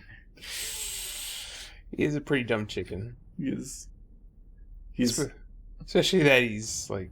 I'm gonna someday. I'm just gonna like. He is. I'm gonna get another one of these chickens, and you're gonna wake up in the morning. It's just gonna be on your desk, and you're like gonna throw it out your window, and then the next morning there's gonna be another one. I think every morning there'll be a new chicken, and you'll never say anything, and you're just gonna be in a cold sweat every day. Chicken watches. I like eggs because they're low in carbs, they're high in protein, and they're cheap as heck. So it's good breakfast. So gah is going to be a very wide pull, but no teeth.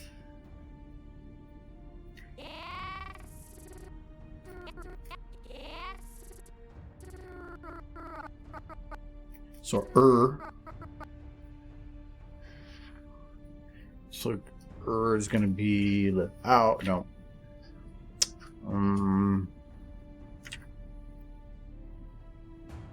There we go.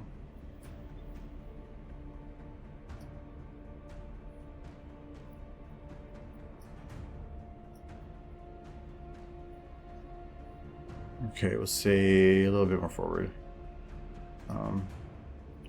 Gas or Looking at this pony model as opposed to the ones on G5, the muzzles seem a little shorter here, which I think is cuter. That's neat. These are based on the 2D models. Those are based on like good 3D. Good 3D. They're essentially the 2D characters just rendered to 3D. I mean, they're Lauren Faust's influence. Kind of. The body structure is very different. The body structure overall, like the weight balancing, is a little different. But so yeah, I feel like at least the male feels a little bit balanced different. I think they kind of rounded out the male a little bit more to make it closer, not the same as the female, but not as boxy. Oh, I feel like the male was very different. Yeah, I didn't like the male models in G4, to be honest. I felt they were very boxy and not very appealing. Do you think that the males are now boopable? No, but they're better. They're borderline boopable. They're not. No, I wouldn't even give them that. They're just not as ugly to look at. So this needs to be much further forward during the beginning of this. He hates fish, unless it's deep fried. I'm not a big fan of fish. No, I'm okay with like breaded fish. I've just never been a fan of like fish in general. And I come from a state that's big on fish, but And there's nothing wrong with fish. I just never has been my thing. But if you give me like fish and chips, it's like some deep fried fish with some fries and some tartar sauce. Love me some tartar sauce. When I lived on my own, I ate tilapia and salmon all the time. I could make some really good salmon. Salmon's so good. Because it was good or because it was cheap? Salmon is not cheap. Salmon's just good. Like, compared to other things, fish is expensive. Especially unless you're living, like, near the ocean. Then it's cheaper. Gas her up. But I just like salmon a lot. Tilapia is pretty cheap because they just raise that stuff on farms all over the place. Oh, yeah. I mean, they do with salmon too, but tilapia more so. Big Mac is totally boopable, so it'd be a good one. Is Big Mac boopable? Well, look at him. He's like the boxiest of boxy horses. Look at him. What about him? Look at him. He's being cute. He's not. It's like Big Mac. Are you cute? But he says, "Yep." His story's pretty inspirational in that he isn't cute, but he got a really cute horsewife. I was waiting for you to say like he overcome diversity or something. By being an ugly stallion, yes. So how do you judge Big Mac's character? Well, he has a good wife. Uh-huh. She's cute. Like his character is based on somebody else. Sugarmilk's cute. So, but he's got that going for him. What if it was Cheerilee? Cheerilee? She's also cute. Which do you prefer, 80s Cheerilee or today's Cheerilee? I mean, they're both cute. They're both really cute. Michael has cute and male. It's like... Well, there's Philly level cute. Hey, Argo, can Michael be in charge? No. Like, there's a whole point thing for this. Yes, but you made it super expensive and nobody can afford it. Purposefully. Because eventually people will be, and then it'll be like months of it. They ever get there? God damn it, Jules. Oh, well. You did that on purpose. Oh my god. Well, you're not gonna get anything done today. Actually, I've gotten nothing done. That's fine. But I made a barn that talked. Okay. So, okay. All right. Hold on. Well, I'm gonna need your help with things. Okay. Well, I saved, but if I'm gonna do this, I'm grabbing another drink. Okay. Well, we're not gonna start till you get back. No, I'm starting it as soon as my clock on my phone here. No, we gotta start it when you get back. So you have to help me. Well, his chair is so much nicer. Well, you did the wood thing? Yes, then the wood thing. That's the best part of taking over stream. I don't have to sit in the wood thing. Yes. Yeah, well, he's in there breaking the kitchen. Why are you breaking the kitchen in there? New Mike? I am the best horse animator. I'm also a little, I've had a few drinks, so I'm not 100% sure what I'm doing. I need to, here we go. No, I don't want to load map. Cancel. Open. I'm not saving. I'm creating, because I am a creator.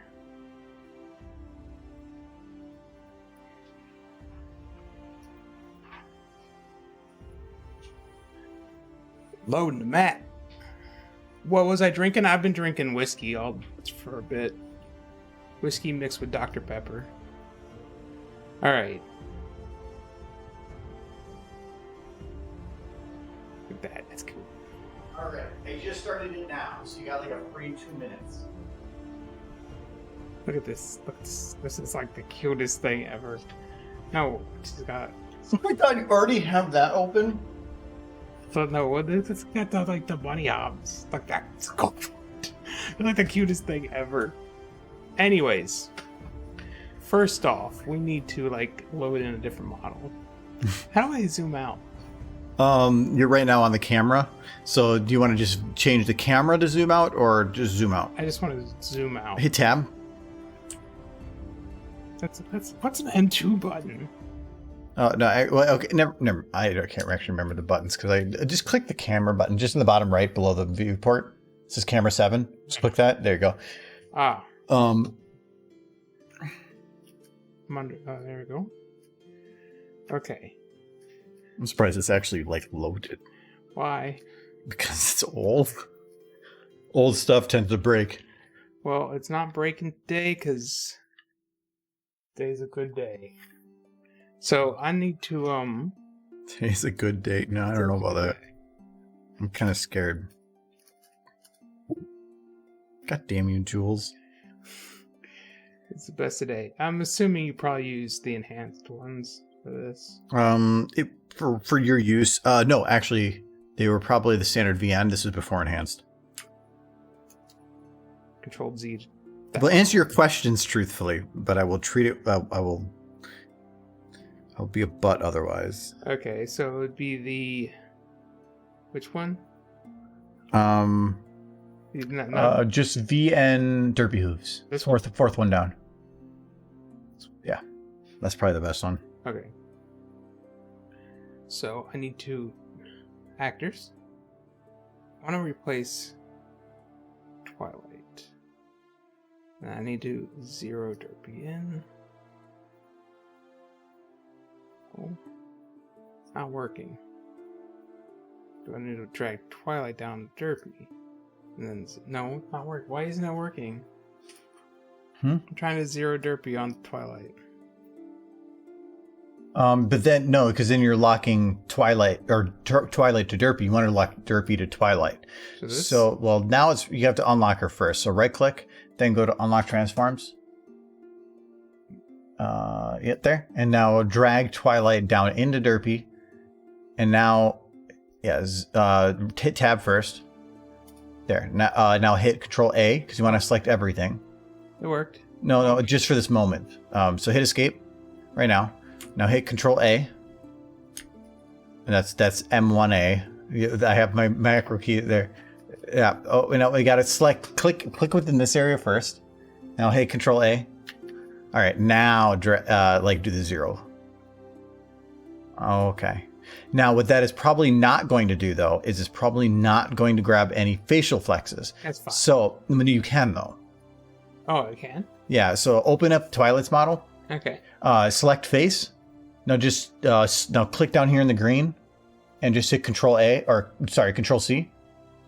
Now go to the Derpy model and expand that. And now go to face, go back into the green, and can hit Control V.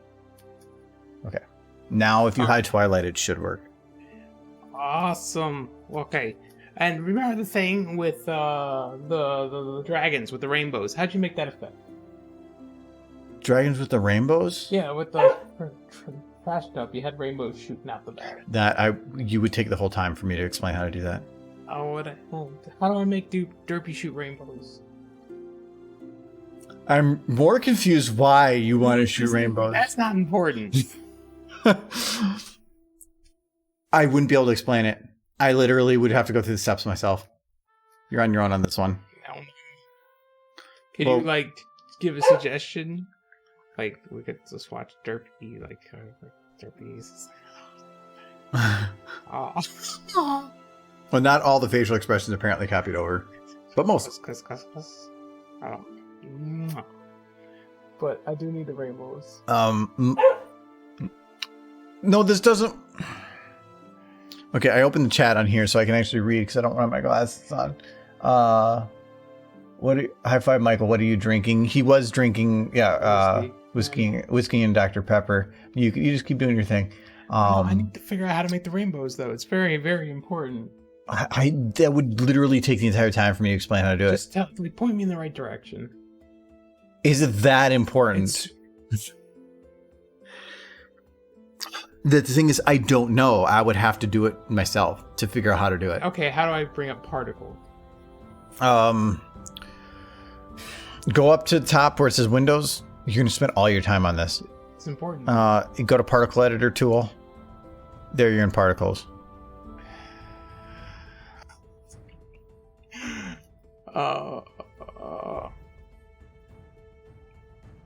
Is there one called Rain? Yes, there is. but I don't think it's what you're looking for. Okay. How do I get out of this? You said to get to particles. I got you halfway there. Go to go to tools. Okay. Ah. That's why it literally would take too long. Jules, I do not want. Okay, well, we're just gonna do this a different way. Since Michael is a great animator. I am the best. He's gonna type in range. I love how you had enough points to make him. Was it just a dead deer? To make him do the thing, but then you had enough points to also make me say that. Like, I just need. We got so many rainbow dashes. No, I have to say on the matter, but Michael doesn't have to listen. Okay. And if he asks a question, I have to answer it. Is the thing. Okay. That's because I'm not going to be an asshole on it. Okay. Sorry if I'm too close to the mic there. Offense. Well, no, because I was leaning over to try to read stuff. Let me adjust it for you several times.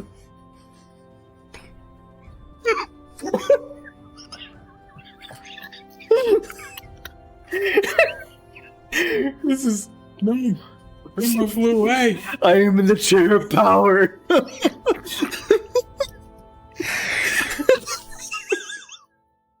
I'm giving him so much shit because he always gives me shit. Okay, well, no, they got the rainbow on them. I need to add a scale. LTT is streaming. I don't know. I've been on their stream a couple times and it's pretty entertaining, but I just feel like every time I'm there, like, well, no, actually, Linus the one time was pretty interactive with the audience, but it's no, I will agree. Like, it is hard sometimes to keep track of chat when there's enough people there. I love having the option, but it's just sometimes hard to keep up with it. And when you have that many people, it's nuts.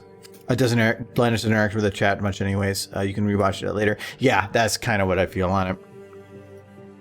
Why can I only control this rainbow to be like floppy on one? I did one stupid face. Did you have another?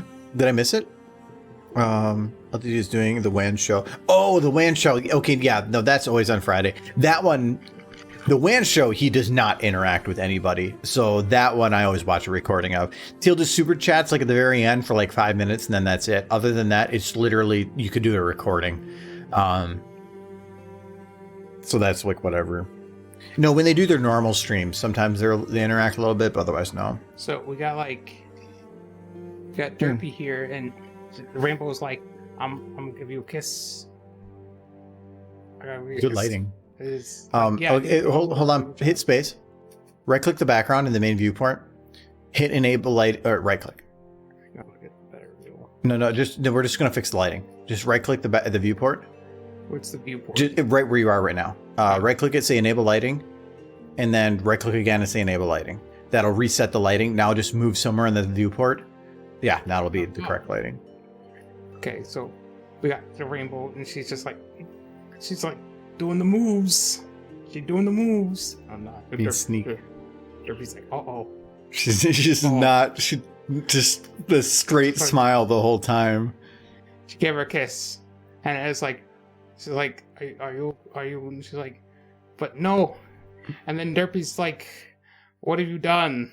You kissed me. And no, wait, go back.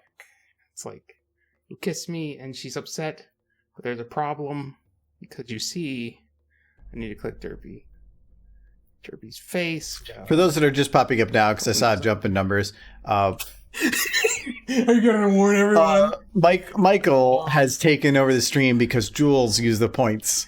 Yes. And so he has 30 minutes to do. So, is it 30 minutes? Yes. I can't remember if it was 30 or 50. 30 is not, or 15 is not enough to do anything. 50 minutes. Yeah, 50? Yes, that's what you just said. No, it's 30. Like, why isn't Derpy's face opening? So he has 30 minutes to do whatever he wants, and I have to help him. And she's like, and then it's like, oh no,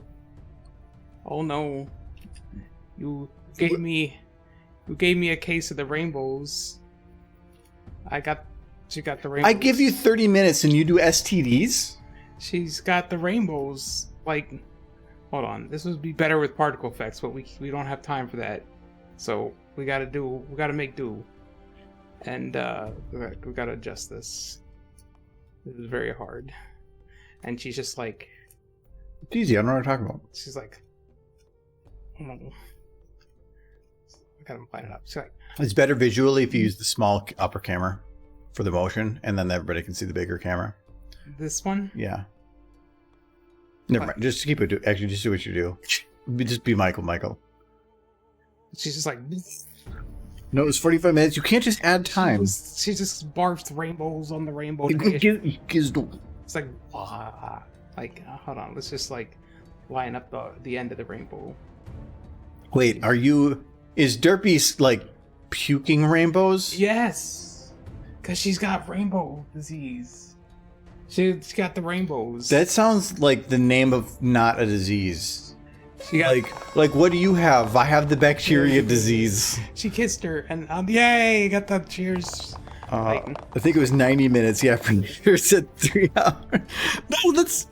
No, I got to scale it. Scale it a bit. And this is very important. You're making this harder. We're doing art here, sir. Michael is Canadian. Giz everything that Michael does in 30 minutes is stupid face. I can actually do like an actual stupid face. It's hard to adjust this to any time smaller. But just mostly that. It's like blah, blah. And then Rainbow's like, oh, that's gross. I'm leaving. And you're like, no. And Derpy is... She looks very happy. She's just like, no. She's come back. But she's not going anywhere. Don't leave. And then it's just like, she's just... She's just like, I'm thinking of like the Inception noise, like... She just barfing the rainbow. Why is she why does it look like DNA? Because... Did you turn it like that? Yes. Why? To make it like, because that's how barf comes out in swirls. Like, I mean, for normal people, maybe not you. Like, he's weird. But it's just like, wow. So I gotta... But, you know. So, this is art, ladies and gentlemen. Thank you, Black. She's just like, ah! Wow.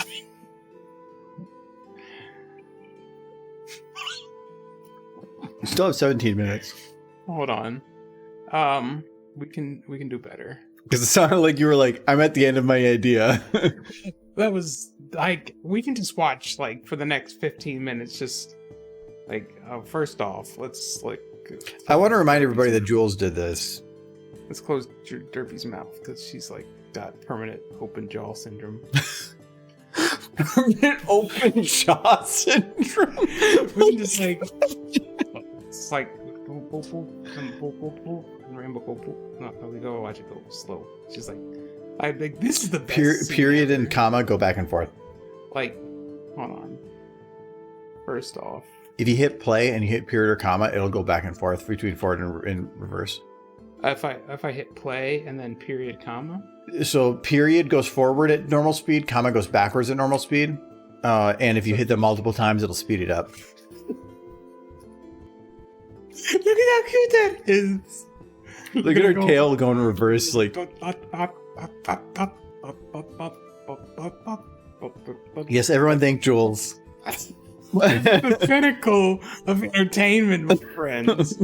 Okay, first off, we gotta like, I need to minimize this. I'm not importing another. Jules bought it, but all the Michaels all the actions afterwards are all Michael. Yes, RD does go bounce. There's actually a GIF I made of Pinky doing that constantly. So Michael, can you explain your thought process on this piece of art? Says Mitch. My thought process. I make adorables. We got. Actually, I think that Jules in an earlier post. What? Like the juice box. It's like in the perfect spot right off the bat. We don't. You mean in the middle of the camera? Oh yeah. Like I'm looking at this picture. Like yeah, but that's work camera. I'm not even watching what's happening over here. You mean the official camera? Like, can we move the camera? You can move you can move the juice box too, because you know I have my cinematic brilliance that came along with this. Yeah, but I mean it can be improved upon.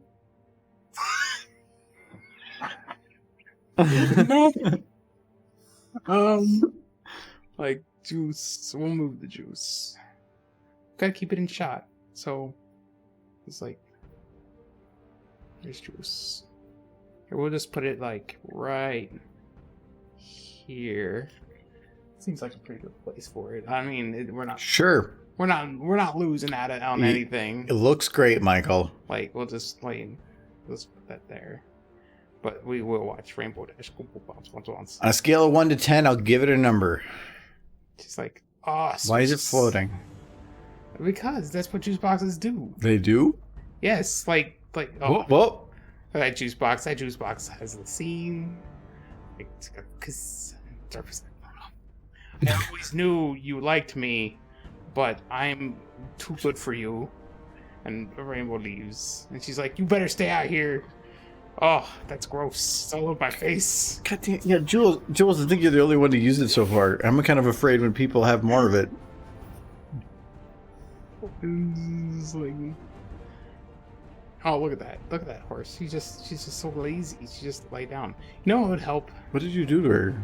No, she did that to herself. She did? Yes, she's always been animated that way. She's like, oh, she crashed. Yes, okay. She's just like a floor monster. That was probably the hardest thing to animate in here was Rainbow Dash because she does so many unique things, and this is back when I didn't know as much. Don't know what's funnier, Michael in charge or the pain Argo endures through it. Both are good. Thank you, Mitch. I'm glad that my pain at least incurs some pleasure in others. That was really weird to say. Say with Derby. I don't like. Actually, I think the worst part about this is that people are giving me the voice impressions now. Argo saying Derby's voice. Yes, you are me. Yeah, I know, but the problem is it's internalizing the depression. Give us Derby's voice. Taste the rainbow. That was horrible. Well, you are me. Really my intention.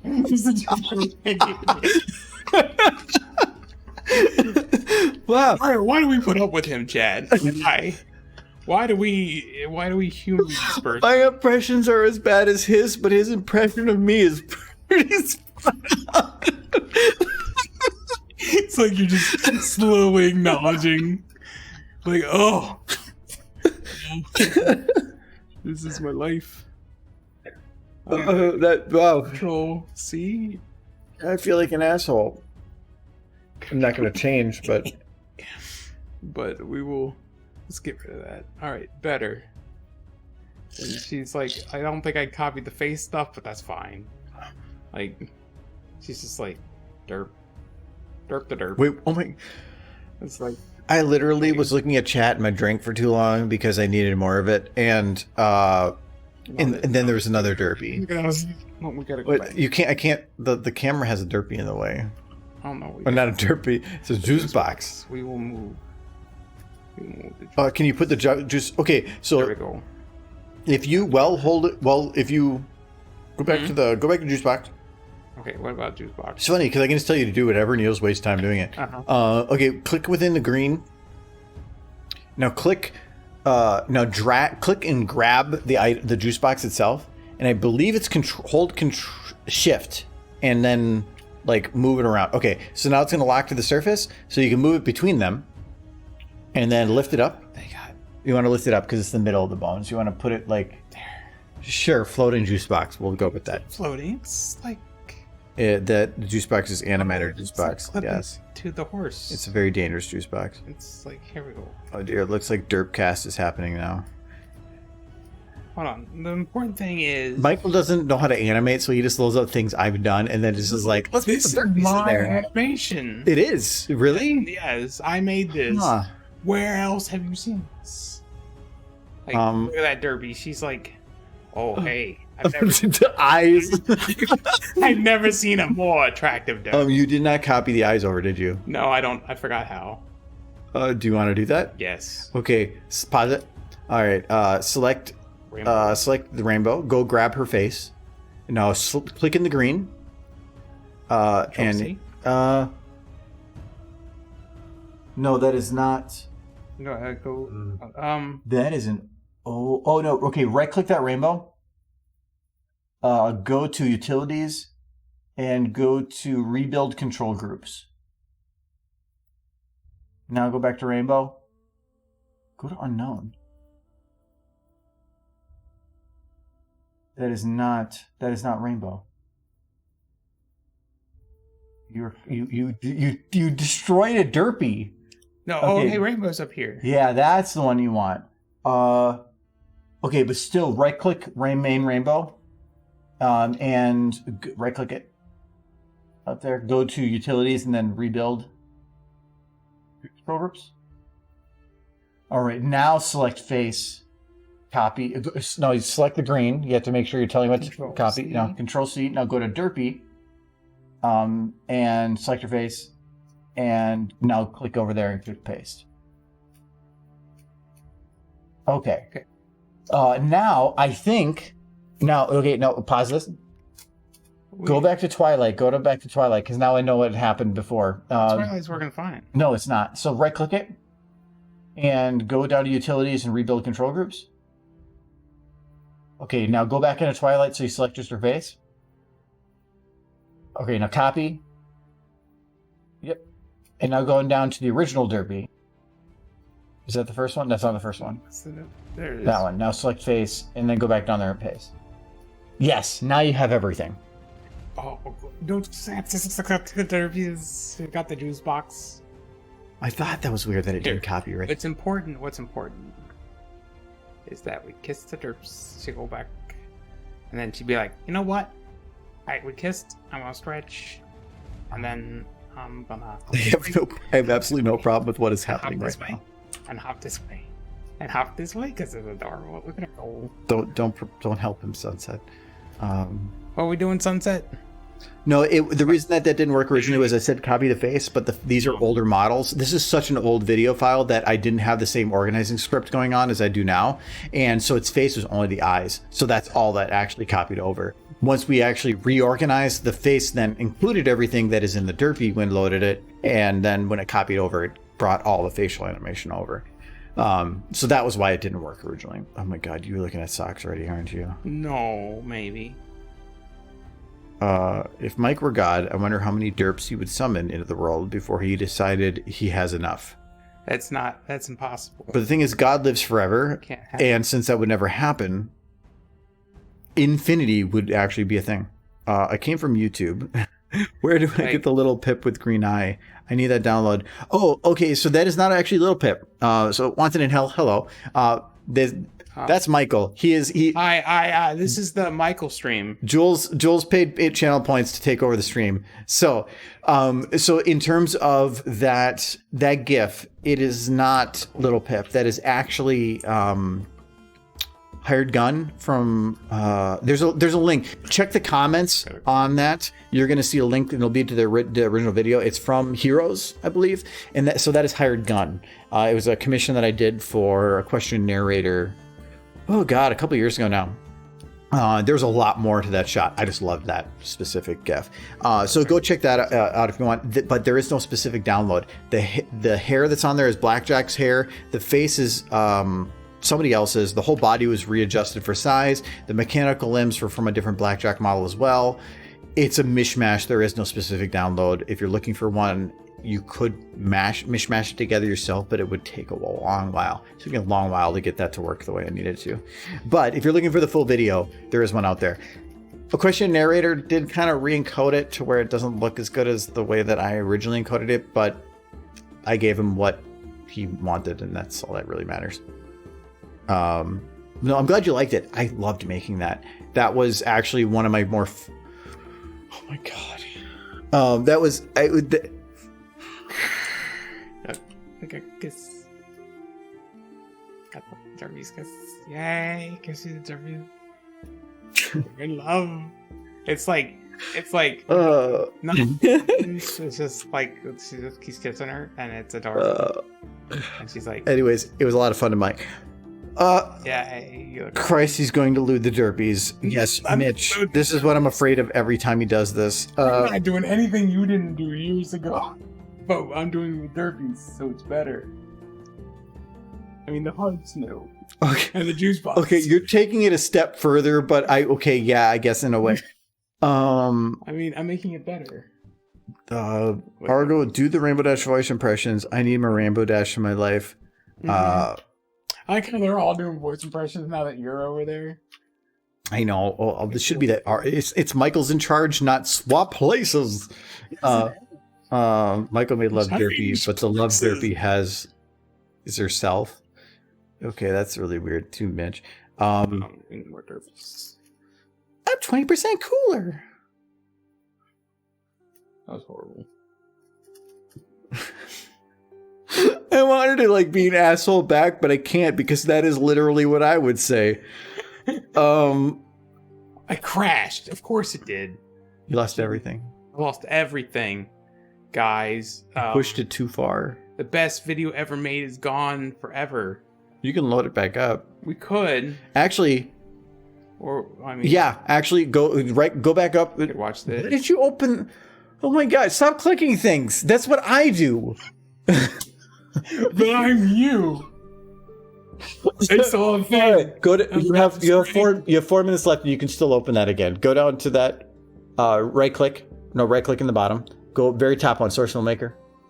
When it comes up with an option of yes or no for select yes, just definitely do not save. It's going to load the autosave.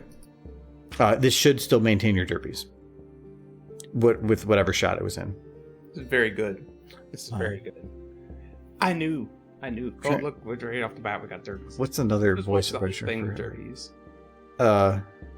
Like the whole thing we're watching. Love your work, Argo. Love your work as well, Michael.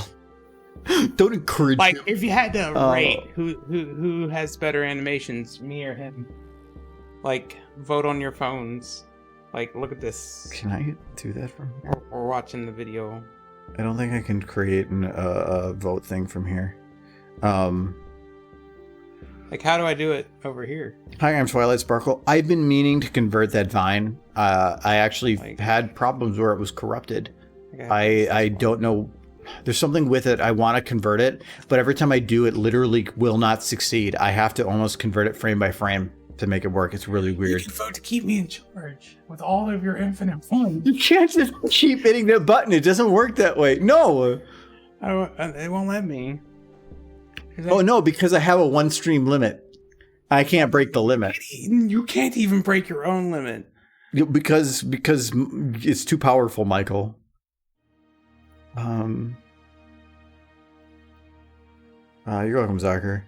But thank you, Black Lotus. I appreciate the compliment nonetheless. A lot of this stuff takes a long time. And it's the comments and the support from the community that makes things possible. So don't think as a viewer that you're just a viewer. Everybody, oh my God, did you say things in my name? Do it. Oh my God, you can't. It doesn't work that way. Somebody in chat spent hold on. But no, for you to do a Robert Nixon. But to continue my thing, hold on. Every viewer is important, and it is actually every single comment is really cool, and it's just everything means a lot. So thank you for your compliment. It actually means more than you think it does. Argo does voice of Rainbow Dash. Oh, it's mushy derpy lovey-dovey stuff makes me want to hurl my cider. Wow, that's why she's not in this video anymore. She's very... I want to slap you so much, and that's bad because that means I want to slap myself. Do a Nixon, says Argo Damon. Who's this Argo Damon? He must be an asshole. Oh no, he's okay, the next thing said in chat that pops up for me, actually the third thing that pops up in chat from what I see right now, I'm going to say in a Nixon voice. Right now, Wanted in Hells is Michael's derpy is the current thing I see. So the third thing that pops up after that, I'm going to say, your time's up, but I'm going to wait for the thing to pop up. You're both 10 out of 10 in my book. Michael, you are free spirit, follow your heart. That's usually like somebody giving somebody a pat on the back, like, you can do it, boy. Good job. Argo, your artwork is some of my favorite in the fandom. Thank you very much. It actually means a lot. There's two. I got Derpy's best pony. No, you can't. No, it doesn't count. Anything Argo says doesn't count. I'm not a fan. Okay, so whatever comes after sunsets that isn't me. You can type whatever you want. God damn it, Jules. Thank you, Jules. I'm glad you agree with Harga Damon that Derpy is. Derpy is best pony. Agnew, don't get the greyhounds. I don't know my colors. Agnew, I'm gonna ride that horse. Watch these horses. They get more skip. Vote for Nixon. That actually made me dizzy. Well, guys, here's the video we made. Okay, I'm gonna go upload it to the internet. I'm gonna go use the restroom quick, so you can have like 3 more minutes. Wonderful. Well, he's gonna go live in the restroom. I gotta get off work camera. Yes, the big heart is gone. The rainbows are still here, and chat absolutely Mike's art. Yeah, it is. You know what would improve it though? In the 2 minutes we have left, before he gets back, we're gonna load as many derpies as possible into this video because it is a good video. And where is? Well, there's the derpy. But there's no like actual controls for this derpy. She's just that derpy is just stuck in the floor. She's the floor derp. She is a floor derpy. Argo to kiss derps. Wait, load Argo horse. Oh, I don't know if I have time. He's coming back though.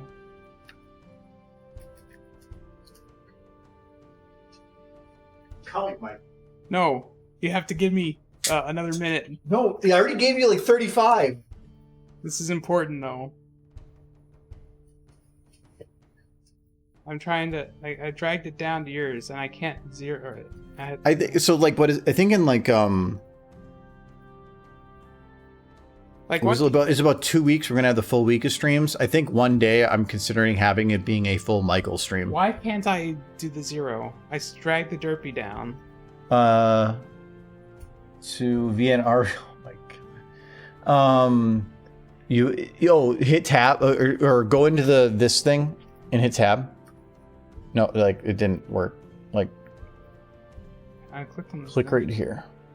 Oh. Okay, now try hitting 0. Okay. Oh, I'm.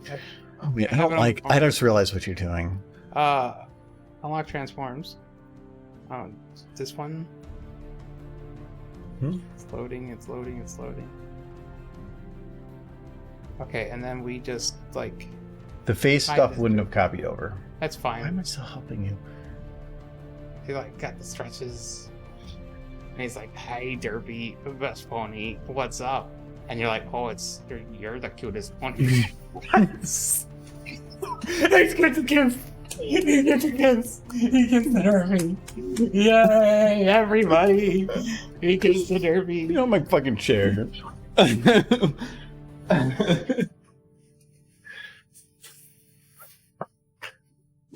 Grab your cup back. Oh my god, for some reason even Alt F4 didn't work. There. No! Get out of here! It was so good. Damn it. Okay. I hope you're happy, Jules. He kissed the derpy. Look at all the crap is open. No, I think next time. I'm thinking about next week sometime, or not next week. So the week after, we're going to be doing a full week of streams because we're celebrating like a full. It's the yearly celebratory whatever. I haven't done one of those in a while, so I was going to do a full week of streaming. So not next week, but the week after. Probably we'll have one of those days. I think will be a full day of Michael streaming. A full day? Mm-hmm. I'll have to plan for that. It wouldn't be Tuesday or Friday. It would probably be like either Monday, Wednesday, or Thursday, I think. Okay. It'd be like probably 2 or 3 hours. Would I be streaming on your computer? Mm-hmm. Oh boy. What would I do? I don't know, and that's what scares I me. feel like I would, given that much time, I would definitely break something. Yeah, I'm probably going to regret saying that. But yeah, that made me very happy. I try to keep hanging up and chat with you guys. I'm sorry for anybody that just popped up new. Black Lotus, but I know I haven't seen your name before, at least not that I can think of, but thank you for at least enjoying Michael's, whatever the hell that was. Right back the other way around. I missed that chair. It's not really that comfortable chair. Well, it's not the chair. It's the power that comes with the chair. The power. The power. I'm, Basically, listen to you do bad voice impressions and then be like, that was awful. It's like, I will say your impressions of me pretty spot on. It makes me think about, like, am I being an asshole? Yeah. Does he deserve it? Probably. Yeah. Yeah, a little bit. A little bit. At least that horse is cute. But yeah, for the week of streaming, I'm still trying to figure out all the details of that because I don't want to do SFM every day. I do want to do like Jackbox one day. And by Jackbox for that day, I and not just have it be like people that I know. I want to actually, I want to have it at least for that open up to sponsors that or sponsor any supporters or anybody that's a what do you call them? Subscriber. I had my third drink. So I'm going to like open up some subscribers for like Jackbox. Okay. Anybody that's a subscriber can join in and actually be the ones to play. I think that would be a fun thing to do. I think if I do that, if we do that, I'm going to probably open up a chat on Discord. And as long as people promise to behave, I might just have it where everybody that's a subscriber and wants to can have a voice channel on my Discord. That we can jump into. As long as you behave, I'll probably have somebody watch it. But I think that would actually be fun. Probably do that like on Saturday of that week. But yeah, we'll do that in a couple of weeks. That would be like, thanks for the fall, Watermelon. That would probably be like on the 20th. That is this week, 15th to this 19th. We're planning on doing that. But it'll probably be like on the 20th. We'll probably do Jackbox and I think it'd be fun. I'll let everybody in.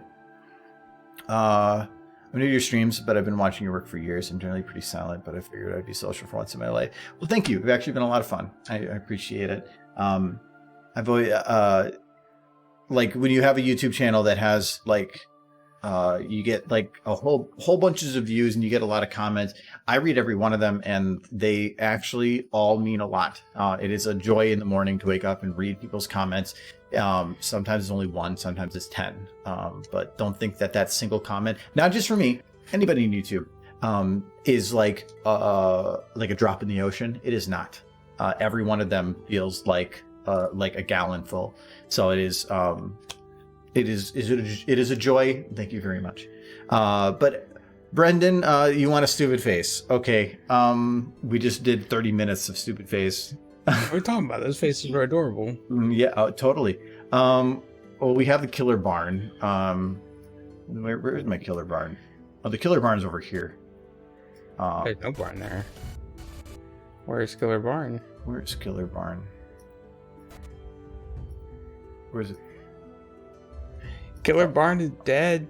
No, there's Killer Barn. There's Killer Barn. I was a little concerned there for a minute.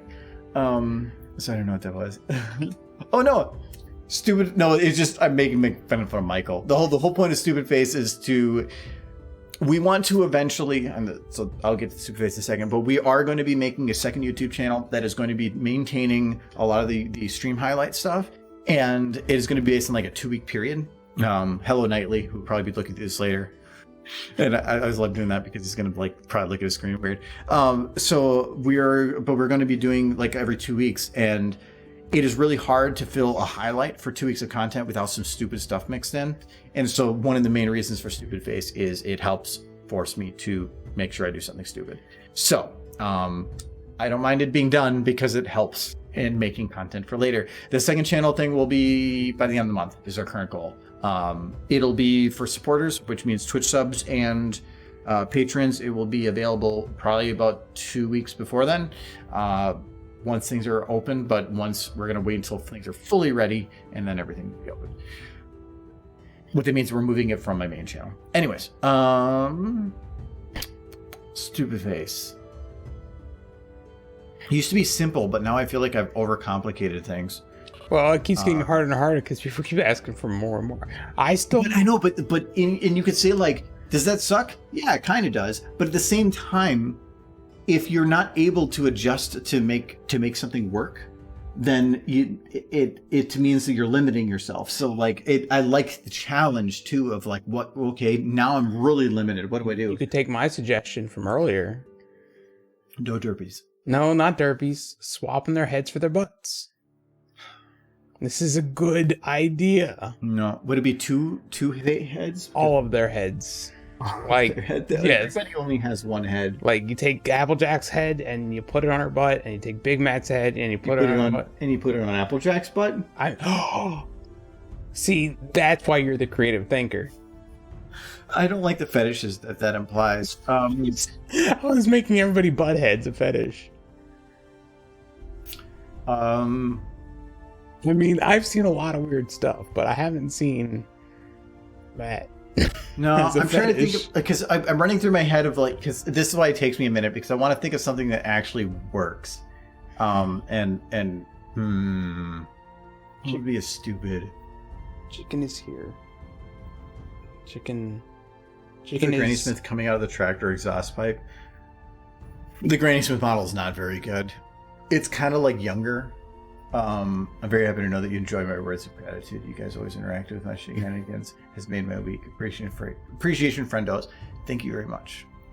These streams, I get a lot of stuff done. It doesn't look like it, but compared to what I get done on my own, it's actually quite Giz a bit. has a good point. That makes them head butts. If you want to do it right, you got to put their butts where their heads would be.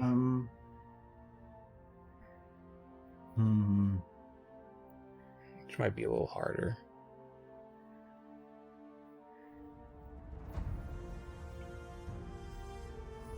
Okay.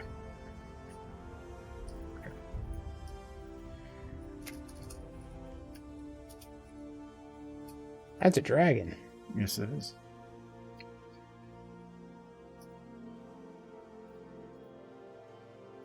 Dragons are weird. You need to double check one thing. Damn it. Okay.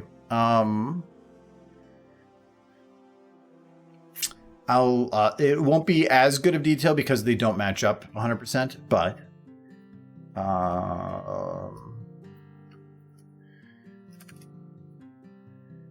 that's the wrong direction.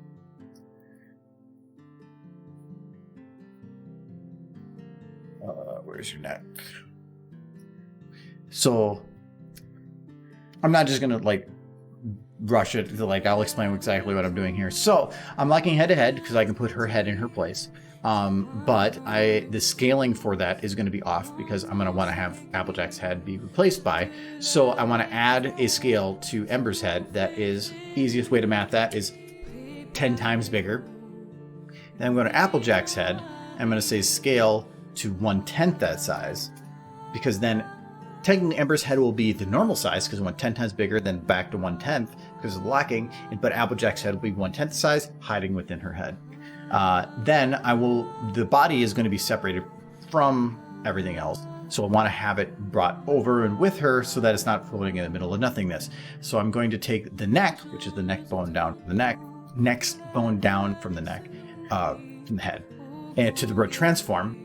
I'm going to scale this to about 1% of its size. Going to 0 is usually messy. And then if I do root transform and head, now zeroed, bam, is for the most part, okay. Oh, just because a head and a head are the same name does not mean that they are the same rotation. Apparently Ember's and Applejack's head are on slightly different 90-degree rotations from each other. That happens. So easiest way to fix that is either manually rotate it, which is just guessing, or you find the numbers for it. So is that one? No, it's upside down. That is not the correct. So we're gonna undo that. Maybe negative 90. Okay, so There you go. that got us halfway there. Now we need to find 90 degrees the other way. There we go. So the other thing that I need to worry about is I'm explaining this because normally I kind of like the surprise that comes with it, but it's nice to like know exactly what I'm doing. I'm going to then bake the procedurals so that it gets rid of her hair. So now, I don't think any of these are going to copy. Maybe open and close, which is really all I care about. No, none of that either. Nope, that's fine. Applejack just became significantly less We're in the big believable, leagues but now. it is fun. We're going to have to turn her head down because apparently it is also very high. There we go. And we're going to move the eyes up a little bit. There we go. There. So now we have Applejack. Well, Big Mac?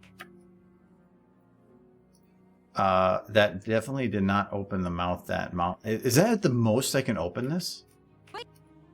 No, she does have a beak instead of like That's actual... the most I can open it. Is there a bone for this? There is. Oh, okay. Well, here we go. Pretty sure Ember's related to Big Bird. It's like, what if Big Bird and Barney so had a love child? There we go. Well, Big Mac? We're in the big leagues now. That seems normal. We're in the big leagues now. Okay, and so like here, she's gonna have her eyes closed. Now. Right here, she's gonna have her eyes closed too. This is just what Applejack looks like. She forgets to put on her makeup in the morning. Wow, that's Like, now you Well, know. Big Mac? It's We're in behind the big leagues now. scenes. okay. I think I might have broken the jaw a little bit right here. Right here. We're just gonna go from here to here. We're just gonna round that. It's like I'm just gonna be lazy. Well, this We're in the... there. We're just gonna round that. There we go. Well, Big Mac? We're in the big leagues now. And yeah, okay, there we go. She's not actually looking at Big Mac. You need to look at Big Mac. He is a very important pony. You're not. That is Applejack. He's a throwaway character, let's be honest. What did he ever say that was ever all that interesting? But maybe he's looking over, and then he's like, It's like, I love you, Ember. at least he said Ember. He's like, And then, never felt this way about you before, Applejack. There's something different about you.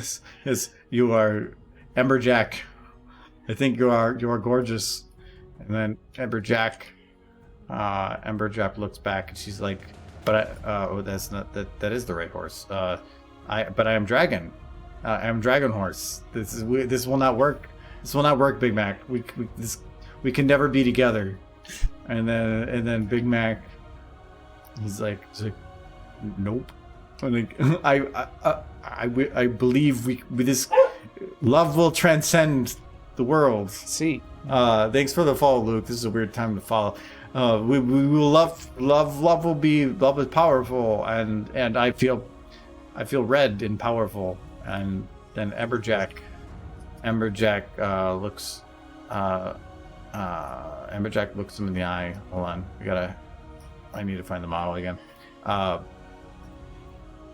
Emberjack looks him like really close. Really, that's not close. There we go. Really close in the eye.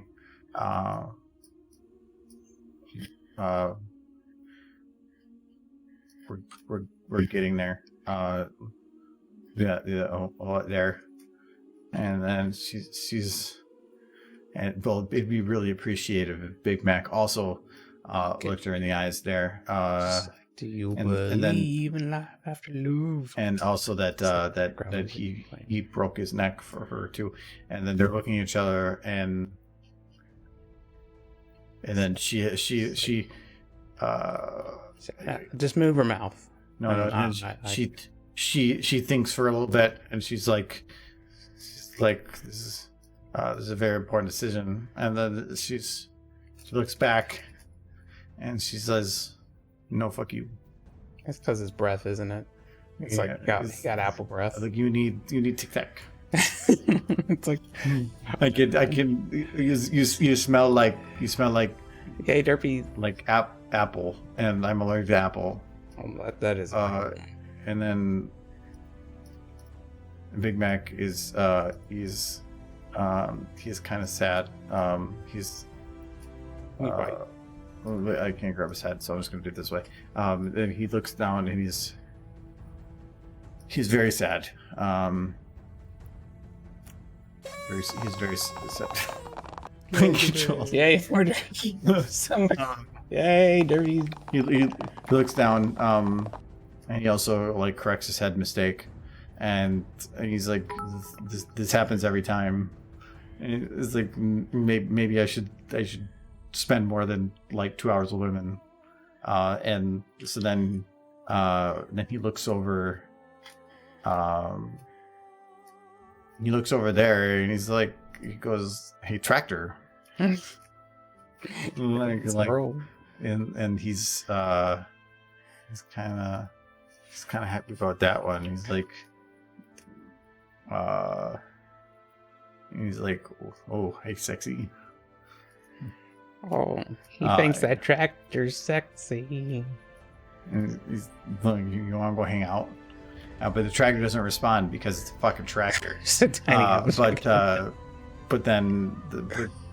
but that's okay because he has the keys. So he kind of rolls away with the if we ignore the fact that he has legs that are supposed to be normally attached to his body, then him and the tractor like go off into the distance. Later, put them in the distance, but apparently, no matter what I do, they're still visible. So they're gonna. It's like they're gonna go way over here, and then Big Mac is like, he looks kind of over, and he's like leave us alone. This is private time. You just need like a narrator, like, and they went off together and loved one another. Later that day, Big Mac was discovered with 2nd and 3rd degree burns all over the half of his body. He was never the same again. Then Big Mac was found in jail because he figured out this tractor was only built yesterday. Oh no. Oh, John dear. That went way too long. Okay, we're gonna do that. No, it was perfect. It was the love story of the century. Yep. I'm gonna make that into a movie. Yeah, we give it whatever this is. We give it one of these. Love rekindled. Oh my god, it is so much. You did. That's the stupid face that got out of control. It's like, why'd you do this to me? Go away, bird monster. That's what dragons are. They're bird monsters. Now. Good. I thought it was good dragon. No, there's no such thing as a good dragon. I'm a hippo dragon. What a hippo? Hippo dragon. I mean, you're a dragon and a hypocrite. Look at the face. Yeah, what about it? It's the beak of a hippogriff. It's a beak. It's a beak. If you colored this the color of a beak, she'd be a hippogriff. Yeah. Maybe dragons are just hippogriffs in disguise. I think that fits. Transformers. Horses. Children of the apple. They sacrifice their parents to he who walks behind the rows of trees for a bountiful harvest. Sure. Hello, wanted hell. How I've had Twitch for almost a year and I still don't have any bits. No, the bits, I believe. Supposedly there are other ways to get bits, but I'm pretty sure. Spending time on a channel, you get channel points, but you don't get bits. But I have some pretty neat channel point stuff. Hello, Kitty. It's John Deere. It speaks elk. What does elk sound like? Well, I've been reading a book recently. Yeah, I was thinking you were going to mention. And they talk a lot about the glimmer and the spit. And the Nancy Jane. It makes zero sense to anybody that doesn't read the story. I thought he was a Big Mac? moose, Yes. but he's an elk. I always kind of see him more as a moose because he's kind of a moose. I mean, mooses and elks are pretty similar. mooses. Yes, sir. Mooses. The mooses. That's when you get more than one moose. Big Mac. Big Mac. Plural for mooses. Mooses. Okay, so I need to have her actually churn to like a Big Mac. So this is gonna require. So my normal thing is like normally this model is completely collapsed like this. The easiest way to see a bone that I want to lock is to just control click it because it will select it, and then selecting it will open it up for visibility. So I'll control click that, control click that. Now I can see both, lock, done. I don't have to open up the groups. It's just a cheat way to get to it. And that's the same thing I need to get to these. So I'm gonna do bam bam. And that is because I want to churn her to look in the direction of the camera ever so slightly. If you're churning to look at something, you're probably going to turn your body a little bit in your head most of the way. But if you don't turn the body and it's just the head, it looks like it's sitting on a pivot, and that doesn't make any sense. So you want to churn. It's like dominoes, where you're thinking about like everything from the top down. So the top is going to move the most, and then everything down from there is probably going to move ever so slightly to the side. Having anything that doesn't move just looks stiff and doesn't look right. So in here, I would normally take and just turn her just a little bit like this, and then I'm going to have to take these shoulders and where am I still rotation mode? There we go. Oh wow. Well, thank you, Null Void, and congrats to Sir Edward. If anybody's as deserving, it'd be Sir Edward for his continued showing it. Actually, Sir Edward, yeah, you do have a VIP. I just wanted to make sure. Actually, Nolan, you have one, right? I'm trying to think. Well, you haven't spoken for a little while, so I can't even visually see it. You do not. I'll change that in a little bit. I'll have to do that. Can I be a VIP? You're a moderator. Am I? I think I don't think so. That would be kind of. I'm doing a horrible job. I'm hardly watching. Yeah, I'm a bad moderator. I haven't even checked on your work, but I'm going to assume. I can go, ooh, and then have you take care of it. Let's take care of that right now, actually. But congrats to Sir Edward, because you've been here for God knows how long now. Roles manager. Let's go in here. Let's see here. We're gonna add new. Yeah, I don't think I'm moderating. I don't think I'm anything. There's a lot of null and voids, actually. Hold on. Now I need you? to know. Now I need to know which one you are. You're being very very sneaky. Oh, you are that one. You're the OP. Is that what that called? The original OG. OG. The original poser. There we go. You are VIP now, whatever the hell that means. Neat. I'm like realizing that my face Big Mac. is like two emojis on your server, but I have no official role on your server. Because your face is funny. My face is funny. Mainly because I don't care. I'm sitting right I am the you are the positivity of the stream, and I am the Antichrist. I mean, yeah, but we don't talk about that. Yeah. Like, nobody can know. No, it's just that you are the positivity, so I feel like having you as a bit more Does fun. that mean you're like the sad, depressing, like No, half of the stream? you are the sad, depressing bit. Well, yeah, but that's what I makes me am- funny. I am the realistic and Nobody wants to hear about authoritative. happy people. What, they don't want to hear about Derpy? Well, yeah, Derpy's like the pill that like brings joy. She's But you like said that there Xanax. can't be happiness here. No, I can't be happy. Like, what's that thing a comedian said? It was like, did you have a happy childhood or are you funny?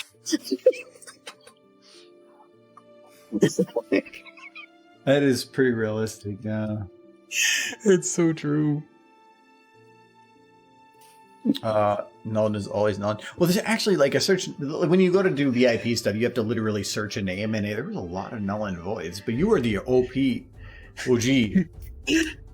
I like that. Mike was my support animal. Yes, when I go in flights, it's sometimes hard to register him.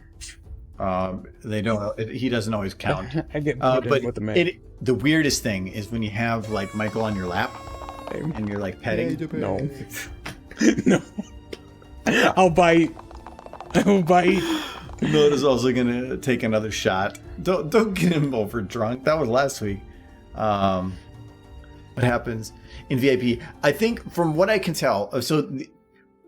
For those that want background on Twitch, VIP is just a role that the amount of VIPs you can have on channel is dependent on how many people are talking at once. So the more people that are interacting and talking at once on a channel, the more VIP slots open, probably to some limit. I don't think I've hit that at some point. But there was a chat. We did the Monster Hunter stream a while back. I think there was like 100 people in here at one point. There was a bunch of people talking. That ended up triggering a bunch of additions. I still have a bunch to add, but I just kind of do it based on who's here a ton. And I do it on certain. Yay, the bear. Wow. Okay. Yay, the bear. Riding the derbies. Let's go off into the deserts and this. Make me laugh every time. Thank you, Nolan Boyd. So the more people that are chatting at once, the more people that are talking within a specific period of time, the more that unlocks. I'm unlocked for quite a while. The amount of people here right now, even if all we're talking, wouldn't even trigger it. But it doesn't matter, I haven't used them all anyway. But as far as I know, a VIP is considered to be somebody that if I were to lock down the chat to be sponsor mode only, anybody in sponsors can only allowed to be is the only ones that are allowed to talk. But anybody in a VIP status, even if they're not a sponsor, is also still allowed to talk at the same level that a sponsor is. I don't think there's too many other than just having a special icon. But the reason I kind of went through and added it for certain people is that there's a lot of people that have been here like literally every stream for like the past 5-6 months. And that is actually seeing people here and there is one thing. But when you see people that are consistently here, that's actually really cool because it's people taking the time out of their day, not just one day, but multiple days over multiple weeks. And that means a lot. So it's just my way of saying thank you, I guess. I mean, it's not much, but it is something. It's at least from the Twitch side, it's the most I can do. Jules throwing money around like it's nothing. Well, he wants the derpy. Who doesn't? But it is appreciated. We are. I was a little afraid for a little while, like, at least financially, because of bringing on an editor and some other things I wanted to do that I was going to potentially have us. Thank you, Sir Edward. I do not have as many bits. That's to have a basic derp. That is fine. Every little bit helps. No, I was a little concerned for a little while that I was going to be in a position where, because over the next month we're going to be trying to put out a lot of stuff and bring around a nightly, that might eat into my personal finances to try to get things done. But I am not worried about that anymore. So it actually is super appreciated because now I'm basically good for a little while going forward. It's being that I have everything separated. So thank you very much. We don't have heat no more. No. We legitimately don't have heat right now. Not because of financial reasons. My furnace died. And my furnace died 2 days ago. No, 3 days ago. It got depressed. No, it's dead. They had to red tag it because the carbon monoxide was 11 times its base level. We were dying. No. If it were to get released into our line, yes, we could have died. The chances of that are low, but it's just not worth it. I had somebody come over here today for 2.5 hours to talk it over. It's expensive, like almost 5 digits type expensive, to replace.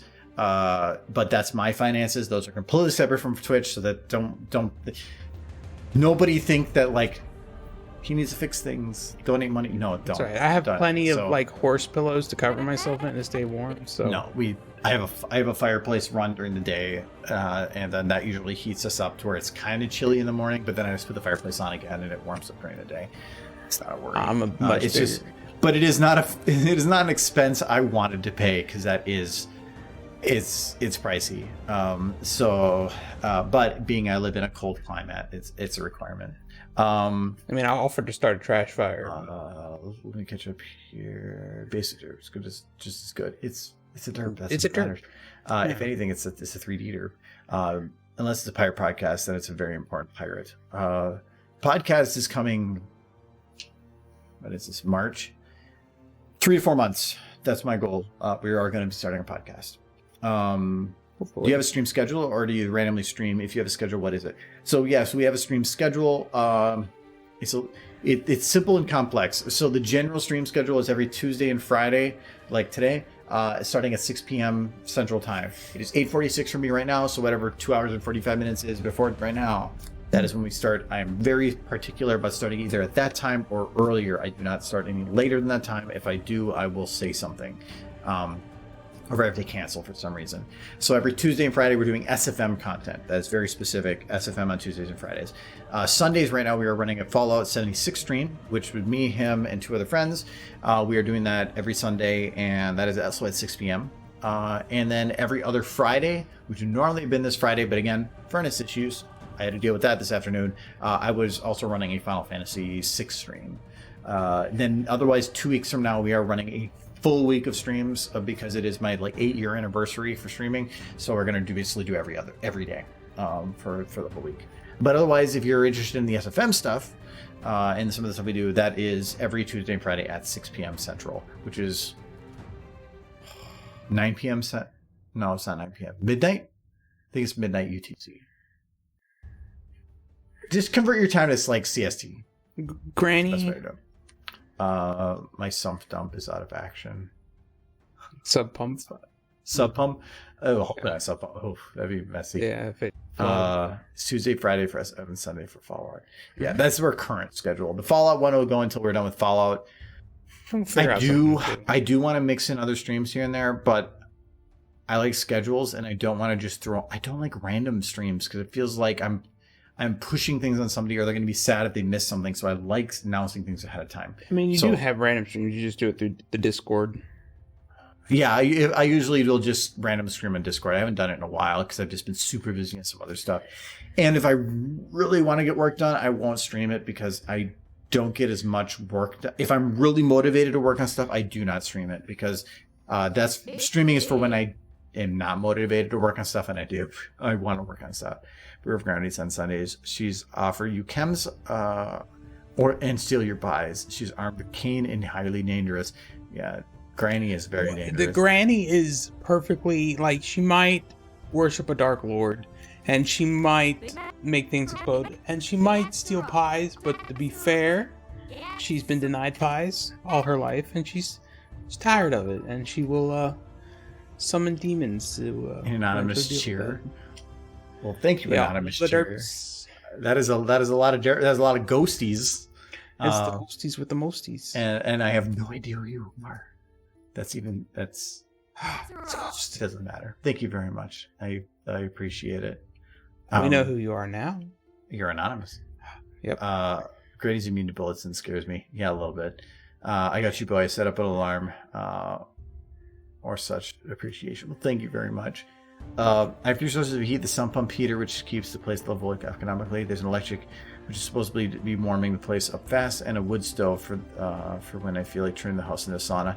You see, the problem with where I am right now is I live in Minnesota, in the United States, so it's northern, and you're far from water. And so, we had literally 10 days straight where it was in the negative degrees Fahrenheit. I don't remember what that is in Celsius.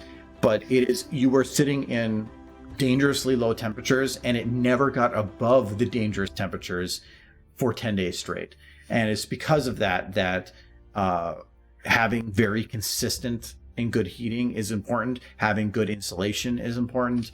For where my place is built, it's pretty well insulated, and I'm in the middle of a townhome. I have 2 on either side. That's the reason these walls exist, is because my neighbor complained about noise before. Pretty sure she has already, again, because she makes more noise upstairs. Something as she just moved upstairs. I mean, it's not like the cold can hurt you, but a little bit.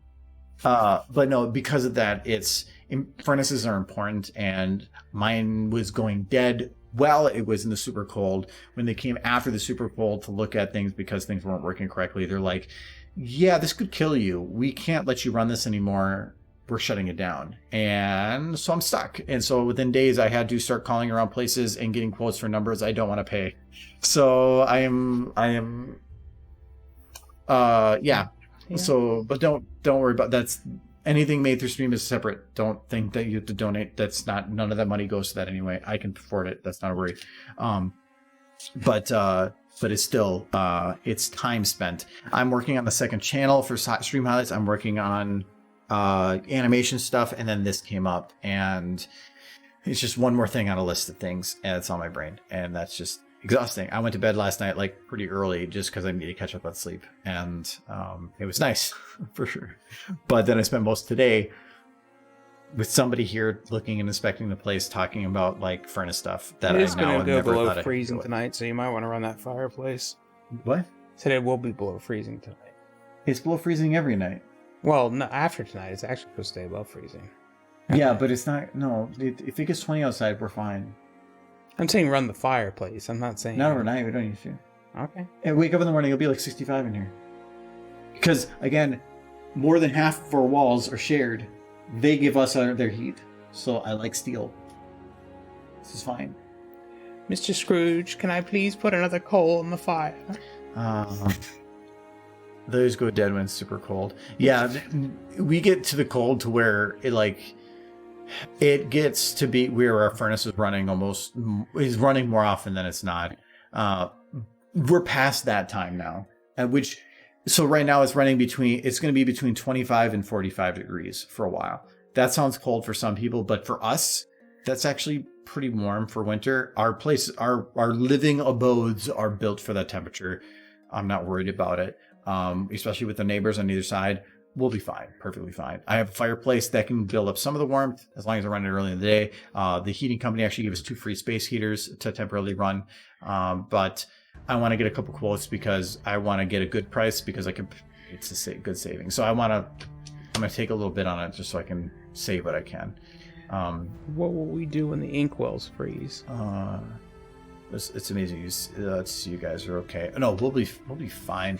If it was the -20 from before, then it would have been like me bringing in somebody to say, "What's your quote? When can you do it and do it now?" But it's not. We're fine for at least another like 10 days in terms of temperature. And if it does, the person that came in today said they could have it actually fully replaced on Monday, but I want to get another quote. I want to get a couple different prices because I don't want to jump on the first person that gives me a number. When somebody comes in knowing it's an emergency, they could just give you a number and just assuming that you probably pay it. I want to get a second opinion. 65 inside is freezing. It's in the morning, so it's more of we're under covers. We wake up. It's 65 down here. And then I basically just turn the fireplace on and I go take a shower. By the time I come back down, it's like 67, 68. Within the next hour, it's usually to 70. It's whatever. Make Michael do jumping jacks. He can warm up the place. I don't have any jumping jacks. The ball or the little jacks? I don't quite get cold out here when I live most of the year. Me and my friends joke that there's only 2 seasons out here, winter and summer. We actually have a similar joke. Thank you, Simon, for subscribing. 6 months. Oh, good morning. It's 9 p.m. here, so good evening. But no, thank you very much, Simon. Appreciate it. Thank you for the support. 6 months, half a year. Jesus Christ. Our joke in Minnesota is that there's 2 seasons, winter and road construction. And that joke stems on you're cold usually about half the year. In the other half of the year, because you have such drastic temperature changes between winter and summer, the roads just get pulled apart. So the roads start falling apart. And since you only have 6 months to do it, basically you have 6 months of cold and you have 6 months of them brushing out as much road construction as they can. So I mean, the roads are in pretty great shape up here, though. Because they're constantly repairing them. Well, they're constantly repairing them back in Kentucky, but all they ever do is just fill the potholes with like that pothole fill, and then that's the road for the next 10 years. They'll do that they'll do that a lot. That's what some of the road construction is, but then they'll have to do a full repair every couple of years, and that repair can take a year. Yeah. And that's where it can take a while. Like, if anybody ever drives through Kentucky, get ready to just for a bumpy ride because it's just patchwork for miles on end. Heat theory is a federal crime punishable by a fine of up to 1,000 muffins. No, it's more of the townhome that I live in is 5 units that are all connected, and I am not the middle unit, but I am like the second to 5. So I have a shared wall on both sides, which normally you would think like it'd be nice having a free wall because of noise and whatever. But the nice thing about having a shared wall is that any heat that they produce, I am now sharing. So like when the person was here talking about the furnace stuff, they were saying, well, we only care about the walls that are out to the outside because these walls, as long as they are heating, it's free heat. I don't have to worry about heating a wall that is shared with somebody that's heating. So they only care about the outside walls. So in terms of that, I don't have to have as much heating output. And so that's why in the morning I can wake up into 65 because a third of my walls are to the outside and the other 2/3 are shared. So that's the benefit of having a townhome or shared walls. It gets cold enough long enough where I live to be in pain in the backside. To me, how cold something is depending on where you live. If you, like in Texas, when people were having all those issues where the temperature got too low and they basically had everything shut down, they just weren't built for it. In Minnesota, we are built for it. So even if I lost heat, even if it was down into 25, I'm not worried about it because I have a fireplace that's fully gas. I have other means of getting heat. In Texas, they weren't built for it. And so in the same where you live is that it's cold. As long as it gets cold enough, it's when it gets too cold for what you're built for. 20 might be too cold for where you are. 40 might be too cold. For us, even -20 and -30 better not be cold enough because we're going to get there. I mean, sometimes we do have to cut open our tauntauns and climb inside for warmth. And I'll tell you what, they smell worse on the inside. There have been like some of those days when it got like when it was. So when we got to -20 something, it was negative. We had a couple. I gotta hurt. We have 2 or 3 days that overnight it got down to -20, and that is that the temperature that you're actually dealing with? No, it's not going to be -20 inside, but good luck maintaining your temperature inside. Actually, she's pulling back. Oh yeah. Surprised that heater held up as well as it did. Yeah. So the problem we were having with our heater originally was our furnace. Anyway, is that it couldn't keep up with the heat on its own. So when it got really, really cold, if it had to run for any extended period of time, it would shut off partway through, and it would stop shooting out actual flame to make warmth, and it would just run, which means it was blowing cold air, which meant that sometimes it would wake up and it would be about 10 degrees below what it should be down in this area. And that was just overnight. Right now it's only a couple degrees because it's not as cold outside. The main issue seems to be that the heat exchanger is cracked. It was only pumping out. It was pumping out its normal amount of heat, but only half it was going through, causing it to overheat, and therefore was shutting down to cool itself off. But then it got stuck in that cooling mode, and it was creating 11 times as much CO2 that could potentially mix back in to the actual system. And if that happened, we could die. So they were like, yeah, you can't do this because if that leaks into your normal system, you would just fall asleep and never wake up again. And they're like, we don't want corpses on our on papers. So they red tagged it. I am not allowed to turn it on. But that's fine, except for the replacing a thing. But it was 5 years past its average age, so it was already it got his use out of it. But no, what we could do I just would rather nothing for it. Find an abandoned house, break in, steal their furnace, and install it ourselves. Okay, how do you get it out of there? With tools. Ooh, that's nifty. I would have never thought to use tools. Yeah, right? What kind of tools? Whichever ones we got laying around. Okay. You're asking like this is something that I haven't seen done like many times back in Kentucky. That's a good start. I don't know how much a knife would work. We can cut some wires with it. What about like the sheet metal? It comes out, man. We can get it out. We probably just need like a ratchet. If you bend metal enough, it'll break.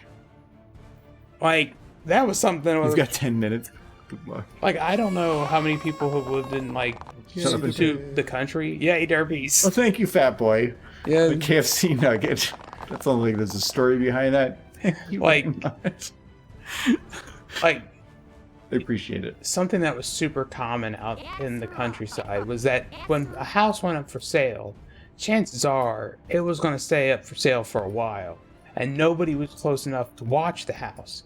So people would legit see these houses that were essentially abandoned. Nobody was living in them. And they'd go in with their tools and they'd rip out the pipes and they'd rip out the AC system and the furnace and whatever else they could get their hands on in the house, and they would steal it. They would steal the dishwashers and whatever else. And they didn't care what they damaged. They would, like, if the water was on in the house, they'd flood the house with water and destroy it. It was pretty awful. But I mean, it's an option.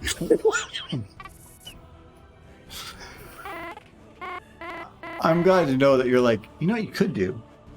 Vandalism. Vandalism is destroying something without dating. Okay, so this is more along the line. Look, I never like when you start a sentence with look. we steal it from like a old broken down trailer. I mean, it was A always trailer? garbage. It's the 1,500 square foot unit. It'll work. A trailer's like what, 300? We'll find a double wide. That's 600. It's. I mean, yeah, this place has higher ceilings for sure. No problem, partner. Yay, more derbies. More derbies, yay! Thank you very much, Fat Boy McCampsy. I don't like having to say it, but it is funny. But thank you very much. Hey, derbies. What's cold to me is probably a little laughable to Northerners, but the same thing. What normally is hot to me is probably laughable to you. I went to Texas a couple of years ago for an audit when I worked in medical, and I was in Houston during August. And I am normally like I'm like Minnesota can get hot and humid, but I'm basing it on what I think is hot and humid. Then I went to Texas in August. It does not get hot and humid here. It is now where I do not think Minnesota gets hot and humid at all. It doesn't. It was me walking into soup. It felt like I could literally swipe my hand through the air and feel the humidity moving through my fingers. It was, I knew humid, but that was a new type of humid. And it wasn't even that hot. It was only in the 80s, and it was just ridiculous. And so since then, I have a new appreciation for hot and humid. I appreciate Minnesota's temperatures more often. Yes, does it get negative 20 here? Sure. But the summers are wonderful. But that temperature, it's what I'm used to. Just the same as in Texas, that kind of hot and humid is different for people that live there. And so I definitely appreciate it more. So when people don't know like what the negative 20 would feel like, is think of the coldest temperature you've ever dealt with, and that's the same as we deal with, because it's what we're used to. That is the coldest temperature we get to, in terms of how we mentally see it. Anyway. I think that's why a lot of people actually move to Minnesota, is because, yeah, the winters are cold, but you can bundle up through it. But the summers here are so freaking nice. Yeah. Man, Black Lights, you said you live in Eastern Virginia. Where around here isn't too bad. Hello, Midprem. Sorry, I'm catching up with chat here. But I like the colder temps, summer and heat in general, kill me every year. The one thing, so I've been out in Connecticut a couple times, and the one thing I will say with Connecticut, and anywhere like Connecticut's closer to the water, but just in the water in general, is that Minnesota cold gets on a negative 20, but it's a super dry cold. It will be like, if you have skin showing, you will get frostbite. You will, like, you can feel, like, I get out of the shower in the morning and I can feel my skin cracking and pulling in. Connecticut cold, or by the coast, is a different kind of cold, to where it was 20 degrees and it felt colder than negative 20 because it was wet. Wet cold sinks right through everything you're wearing and just hits you right at your core. And I would rather deal with negative 20 dry than 20 degrees wet. So is it colder in Minnesota? Yes. Does it feel colder in Minnesota? Personally, no. I mean, I'd rather deal with where I am now. I mean, I did get some skin damage recently because of the cold here, but I mean, who's paying attention to that anyway? Mid-prem, your heat's back on, right? I hope your heat's back on. Because of everything that's happened in Texas, are you back to normal? Like, is everything like hunky dory, or is there still some kind of like residual crap going on? Where I live, the coldest I've gotten is 16 degrees Fahrenheit. Yeah, and that's fine. Like I said, how cold something is to you is dependent on what you're used to. If 16 degrees is the coldest you ever get, then 16 degrees is cold to you. There's nothing, it's not me saying, ha ha ha, we get 35 degrees colder. No, we're used to it. If that's the cold to you, then that is your cold. That is your equivalent, for sure. Yeah, we are back. Apparently, we were 4 minutes away from a catastrophic power outage in the entire state of Texas that would have lasted a month, hospitals included. Hospitals would have been tough, but I don't know about chillin'. That's probably not the right word. Big chill for you, but you're little chillin'. When you get big chillin', then you start having power outages again. That's okay, but I had to clear out my house because the pipes burst, flooded my house. Yeah, that's actually the one risk. So like when my furnace going out is, as of right now, I don't have to worry about it because of temperatures. But the worry is if temperatures were to drop enough, I could have to worry about pipes burst. We're not in an area that like I would have to literally have the inside of this house be like in the 40s to have any worry of pipes bursting because the insulation's good. Not having to worry about it. It's a Minnesota thing. But it is a concern when it gets to negative 20 because even if it's like 50 degrees in here, which is cold, that means that the walls are probably sitting at a bad temperature. So we want to keep water running and everything. It is a concern. It does feel like it's getting into the 60s. Everything in Texas is bigger, including power outages. Yeah, you guys, when my heat fails and I start losing water pipes, it's too cold. Yeah, well, water pipe breaking is something you never want to deal with. I saw a lot of people having issues with pipes bursting. No, I can understand that 100%. I'm guessing that there's no insulation in the walls of Texas, and why would you? So that 100%. And I think in your place you have like stone on a lot of the walls there. What are you going to do? Cut into the stone and put insulation in? Oh, you're not going to think like maybe we should put insulation in here. It gets down to like 30 degrees. No, you don't care. Solid stone's pretty insulated. But you had a fireplace. Did you light up the fireplace? Like and actually use that? I don't know if you actually have it as a usable fireplace or if it's just like for visual stuff. Because I love wood burning fireplace other than like the like smoke and stuff. And technically it makes sense to insulate from the heat. Yeah, for 100%. Well, insulate is much from the heat. Kind of it's a weird term, but Big Mac, gas her up. Mm-hmm. Gas. Big Mac. She's too happy right now. I gotta like. Well, she got a brand new tractor. Of course, she's happy.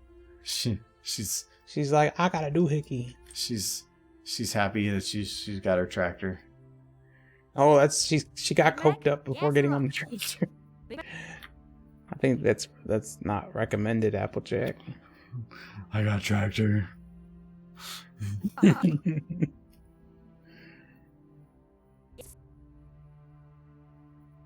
Your dad built a second story over the fireplace. Oh, so your dad built it. Yeah, but the second fireplace, so I don't think it's safe to use anywhere. Oh, you actually modified it after you guys got it. I thought that was actually like how it was when you got it. Yeah, then if it's not safe to use, that sucks because that would have.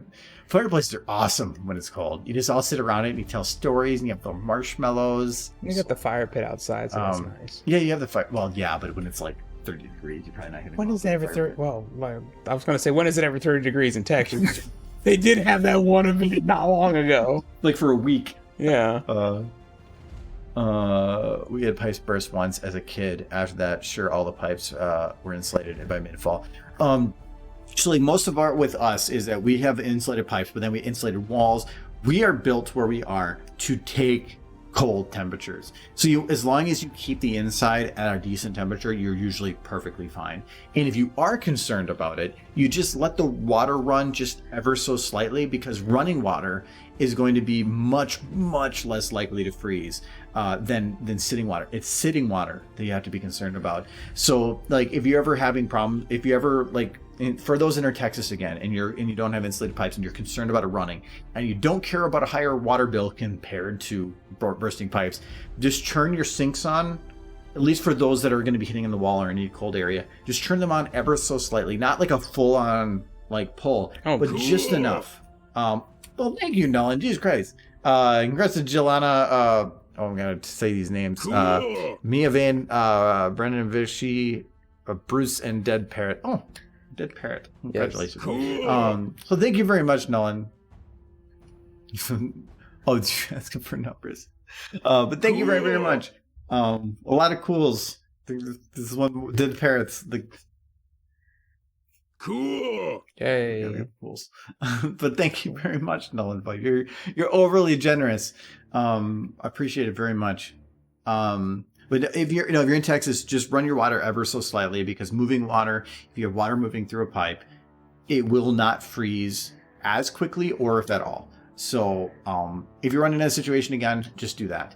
It's going to cost you more on your water bill, but it's much, much cheaper than a pipe exploding, for sure. That is something that we would do here, but like, even when my furnace not working so well, I'm not worried about it again. Minnesota, we'll keep pipes away from the walls if we can. We have other ways of doing it. We're built for it. You aren't, for sure. We were advised not to let the water run. I forget why. I think it had to do with the boiling water alert. Really? So you were told not to? That seems really weird. Which was ridiculous. Does Minnesota do with a lot of heat?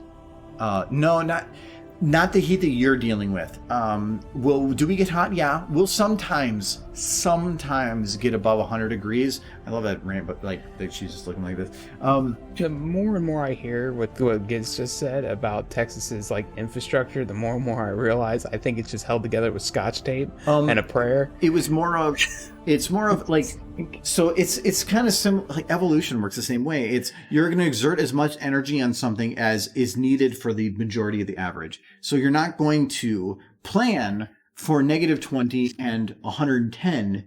You're going to plan for where it hits the most. And so Texas was really narrowing their scope to a very, very small margin.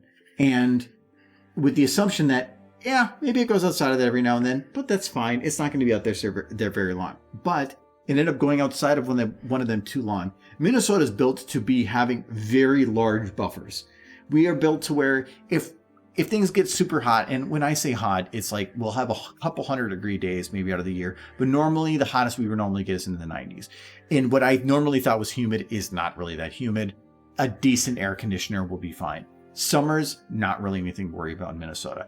Winters are the dangerous ones, so that tends to be the one that you really want to put a focus on. But in Texas, it was more of they were seeing like, well, we normally fit in this margin. Fine, we'll sit in this margin. And things ended up going outside that margin, and they just were not built for it. And can I blame them for not planning for it? Maybe. I mean, their neighbors did. But at the same time, it was going to happen eventually. It was a non-zero chance, so it was going to happen, and it sucks. But the problem is that the companies are the ones.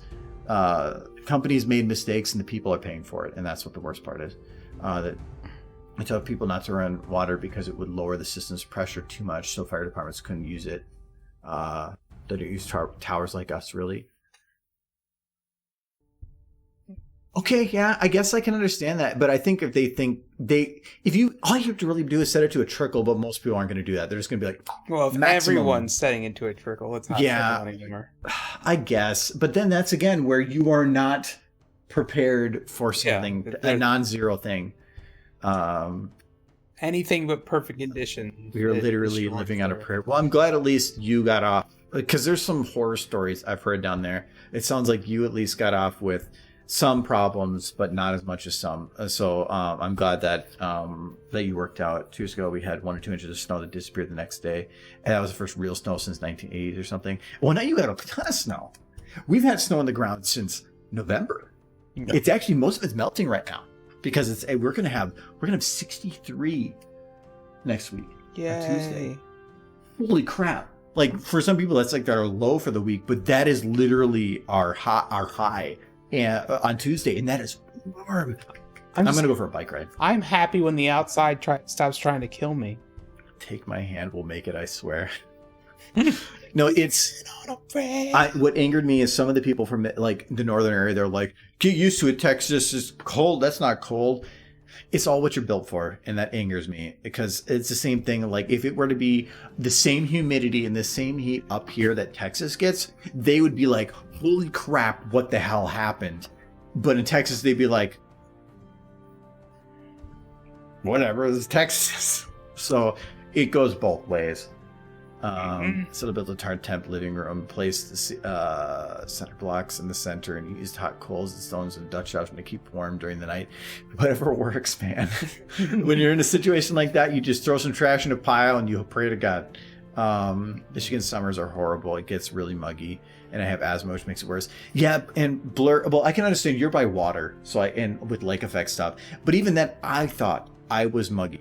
I thought we got humid where we were. And then I went to Texas in August, and it redefined it for me, because even what I thought was humid was not humid. Like literally walking out of a door, and I'd be wearing glasses, and the instant the air outside hit me, my glasses completely fog over, and to where I would lose my breath. And that was a different humidity. And so again, it's based on what you're used to. Not to say that the humidity that you have is worse or not. I've not been to Michigan during such, so I can't say such. But it's amazing when you think you know a baseline for what is something, and then you go somewhere else and you learn differently. It's crazy. Kentucky's always damp. I just remember that. We can have fathom orders who see this stuff for weeks at a time, but we're built for it. That is completely different.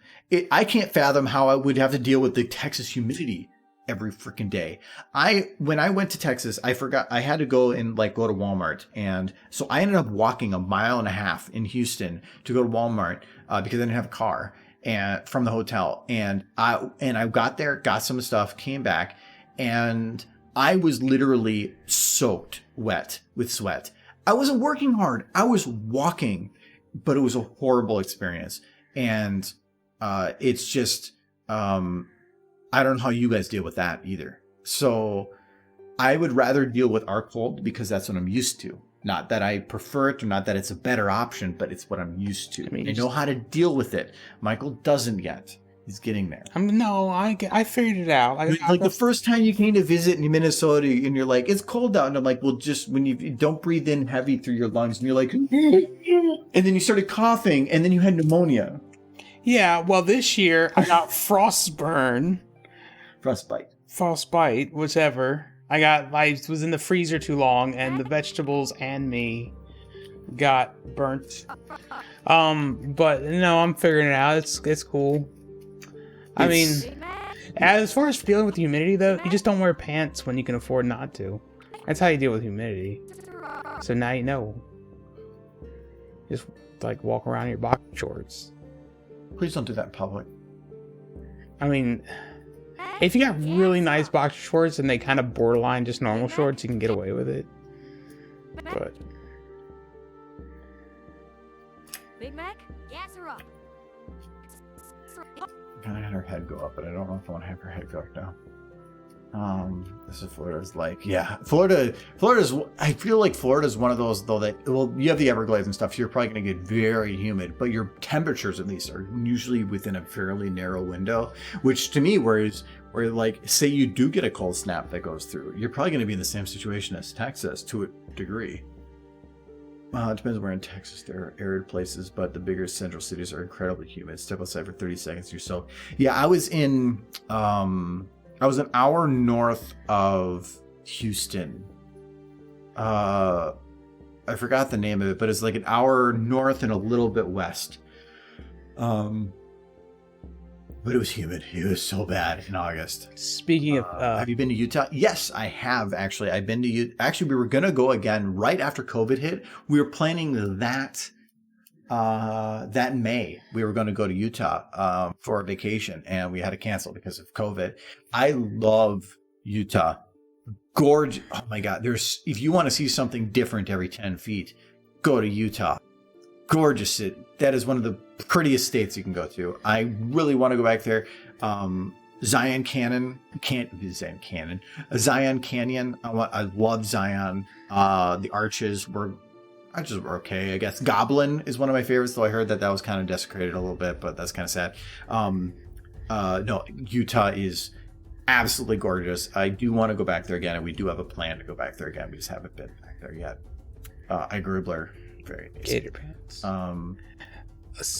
Speaking of Florida, I was there once and it was like 100 out and it was super humid, but I refused to wear anything but dark black jeans and just like I basically was walking around Texas, 100 degrees, super humid, and I was wearing what I'm wearing now. But it's, to me, depending, if you're wearing long sleeves but they're loose and they're thin, it's probably going to be cooler than not wearing it at all.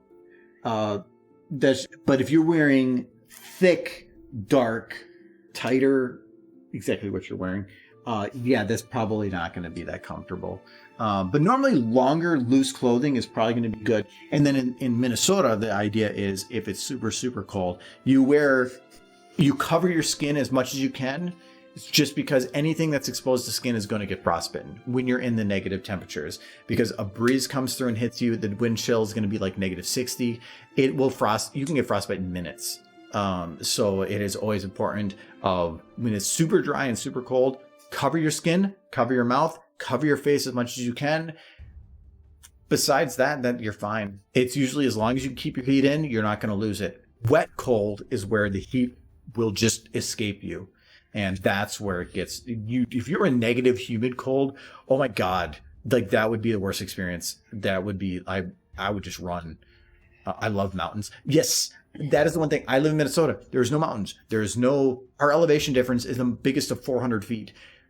So being able to go somewhere that 400 feet difference is literally within 400 feet is huge. But I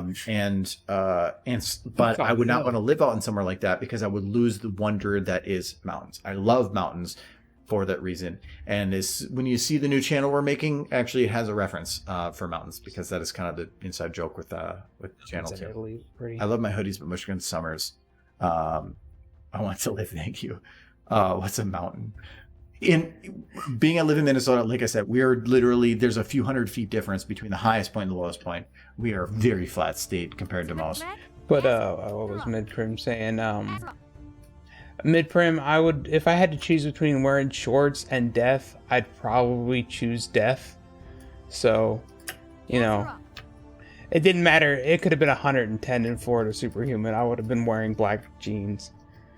I wear nothing else. I do like my shorts. When it's hot. I don't like shorts. I hate shorts. Why?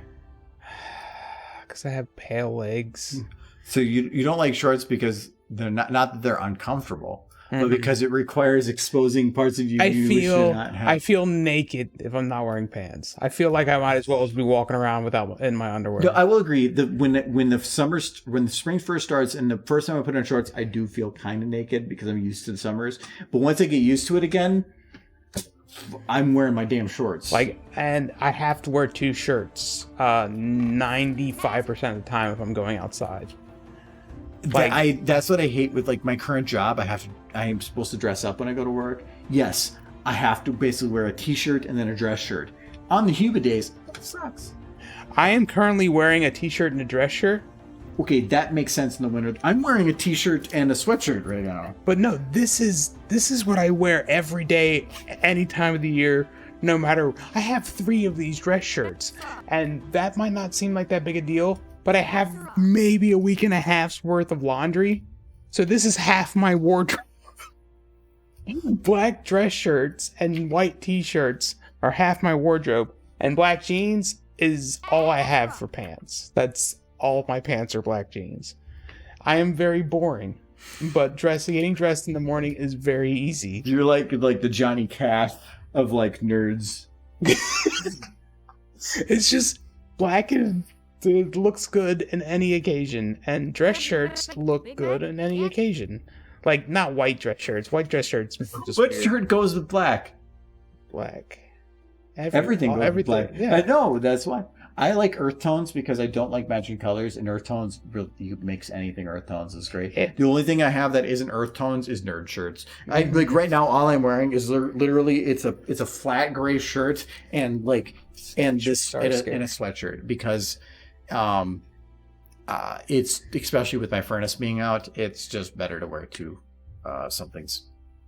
I have 1 pants and then an alternate wearing blue, red, and orange. Easy living. Yes, that's fine. If that's what you have. Most of my clothes are still from high school because every year my mom buys me a couple shirts just for like my birthday and for Christmas. And then I buy myself a couple nerd shirts that I only wear here and there. I don't care about like fashion. So I already have 3 to 4 times as many clothes as I need to wear. I probably need to go through and clean them out because I'm never going to get to any of them. And they're just going to like build up in a closet for nothing. I have 2 types of shirts mid-prim. Black shirts and earth tone plaids. Or, yeah, plaid shirts. That's it. I don't need more than that. I have a few pony shirts. But if you see me at a con wearing a pony shirt, I am almost certainly also wearing a dress shirt over it and then just exposing the front so you can see the pony. When I was the same way, like when I was when I felt more uncomfortable with myself, I usually would do that. I would usually wear like a longer sleeve shirt or something over it. Since I've lost a lot of weight and since I stopped caring about a lot of stuff, I've become less worrying about that. Instead, I've gotten more like tighter shirts. And I felt the last 6 months have been where I've been actually picking up shirts in medium size instead of large. And they're a lot tighter and stuff, but I feel a lot more comfortable in them. And it's just, I feel like it felt like I didn't need to cover up. And then looking back, I'm like, why did I? Like, that was all like in here. Have you thought about buying a mask? Mask? I have a mask. No, not for like the whole face. Like, just put it over your head. Why?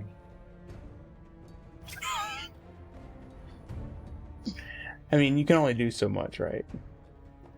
Are you trying to say I'm ugly? I'm trying, but you're like making it really hard. Do you want me to kill Derpy again? No, leave Derpy alone. She's nothing to do with I this. can't hurt you because that's like there's lawsuits with that. But I can hurt Derpy. You can't go to a judge and say, "You Derpy." You need a black ski mask. Complete. I need a black ski mask. Like, it only works for But you know, I never heard the term baklavas until just recently, Mitch. Like it was only because of that one meme thing, and that's actually pretty neat. Dessert? My order is mostly dark colors, only a few bright colors. That's fine. Whatever you feel comfortable in is fine. I didn't feel comfortable in different things. I got more comfortable when I became more comfortable with myself, but that's me. I mean, if you start wearing neon colors, I'm gonna have to say something. But no, that's fine. If that's what you feel comfortable in, do it. If somebody goes to you and says, "Hey, I don't like what you're wearing," punch them in the face. Like, literally, why can they tell you what to wear? You can wear whatever the hell you want, as long as you are not hurting or offending somebody purposefully. Well, even if don't do it accidentally either, too, if you can. But wherever the hell you want. Who cares? He's gonna wear bright green, like lime neon shorts just to hurt me. If you can walk outside your house and you feel comfortable with what you are and you enjoy what you're in, who cares? What is that person gonna do? If they find offensive what you're wearing, they're gonna be like, ugh, and then they're gonna go home and forget all about it. There's nothing wrong with it. So wear what you want to enjoy. If it's dark colors because you feel more comfortable in that, great. If you love the color pink and you want to go and wear that every day, do it. Who the hell cares? Because you're not hurting anybody. And really, that's what the world's about. Be who you are. And if you are, and if nobody is hurt by it, there is nothing wrong with it. Here comes those. I see you later, Black Boys. Green shorts. I can feel it. I don't like my fashion nose fist to the face for you. Try to like not punch. Don't actually punch people. Or at least if you do, don't say that I told them to. Yes, you said I could because you made fun of my lime green shorts. Oh, told me to. I mean, my opinion, don't at least stay away from the lime green shorts. That's a bad fashion choice. Like there is objectionable. But again, fashion choice. What is fashion is dependent on what the popular opinion is on something. You've never seen The Devil Wears Prada, have you? If somebody wants to wear lime green pants, I'm going to probably look at it and be like, the fuck is that person doing? But you know what? As long as they care about what they're wearing, it doesn't matter what the hell I think. Because I am not them. And they're the ones that have it on them. If you don't agree with it, who cares? because you're going to forget about it right afterwards. I am the pinnacle of a But fast if food you judge somebody else for the clothes that they wear, then they have the right to judge you for what you wear. Well, yeah, that's why and I so dress when nice. you wear a derpy shirt out in public, That is and then somebody else looks at you and says, "Wow, that fag's wearing a stupid shirt," would you feel bad about that? Would you take that as offensive? No, No. because I got a derpy. Well, you should, because you're being the same to them. Yeah, no, but they don't got a derpy, so But no, it's my thought is if you want to wear what you want, be accepting of what other people are wearing or what other people are doing. It's not just clothing, but it's the same thing of if you want others to be accepting of you, you need, and it is demanding of you to be accepting of others. And there's this problem in America where people want people to be accepting of them, but they're unwilling to be accepting of others, where it's like a one-way street and it doesn't work. well, that I way. think it only really matters past the person. I mean, if the person doesn't care what other people think, they can wear whatever they want. But that doesn't mean other people aren't going to have opinions. Well, I know, but it's saying that if they feel that way, if the other person feels that way, sure. But if you are going to be, if you want others to feel accepting about you, then you need to be accepting of others. So you have the choice there. If you can't have, if somebody is angry at you about what you're wearing, you can't tell them what to decide. You can't choose anything. You can choose your reaction. Up to the point, like if it says something along the lines of "your mother doesn't love you" as like the PG version of something somebody might wear, that can be a problem. But as far as anything else, like if I was wearing a derby shirt, the only thing that matters is not what everybody else thinks or what everybody else's opinion is. The only opinion that matters is my opinion. I know, and that's what matters. No, and I agree. But if you do not, if somebody else finds it, or you should not be angry if somebody else doesn't like what you wear. So if somebody comes up to you and says, "Your shirt is stupid," and you say, and you get angry about that. Why would I? No. See, that's the issue. I wouldn't, because I don't care. That's the only thing that matters. But there are people that do. Yeah, but that's on them. Yeah, I know, but I'm saying, but there are people that get angry about that. But then when they wear something like that, or when somebody else wears something that they don't like, they're unwilling to be open about it. There are definitely some times where somebody wears something that is not right. Yeah. That is legitimately meant to infuriate and anger somebody. That is different. But if they're wearing a shirt that just is open about something, Yeah.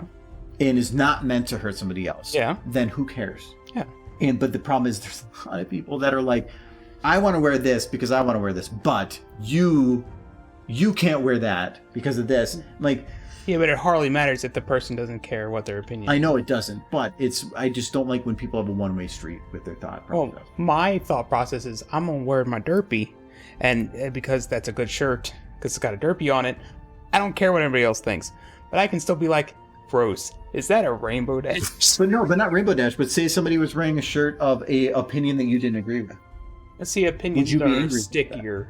A Yeah, stickier issue. Well, no, that's what an opinion is. Wearing a pony shirt is an opinion. It's not a controversial opinion. But controversial is dependent on the person. One person might see something different as controversial compared to you. Well, Um, there is a general social, like, Gas her up. what is and isn't controversial.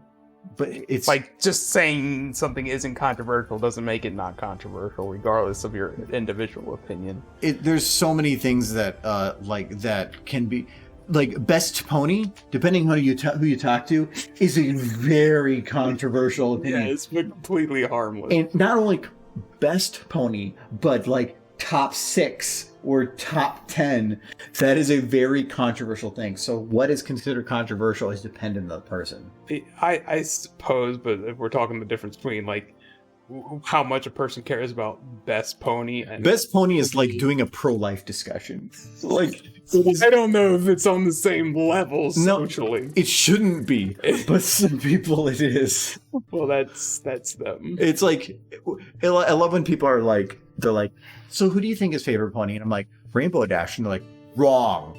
It And is. it's like, It is and wrong. it's like, what is your opinion? And like, I only want to hear your opinion because I want to tell you how wrong you are, because it makes me enjoy life more. Yeah. And But Rainbow Dash is worse pony. I am big on enjoy life, smile.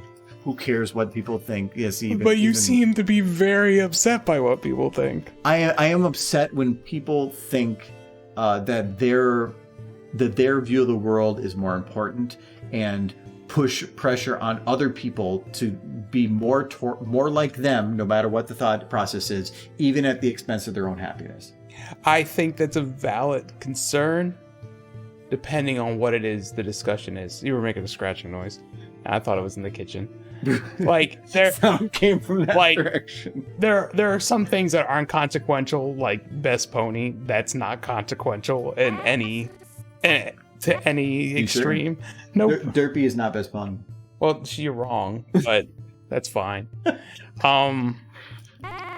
But then there are things that most definitely are, and people do, and those opinions, they do affect things on a far greater social level, and people do fight to propagate that opinion because it means a lot to them. And it means a lot to society as a whole. Yeah. Best Pony's not one of those. And you should ensure that if it is an important opinion, get your opinion out there. Yeah. But there are some people that have good reason to believe what they do. And some people's idea of dissuading them from their opinion are, you're wrong, you're bad, you should feel bad. But what if that opinion's hurting people?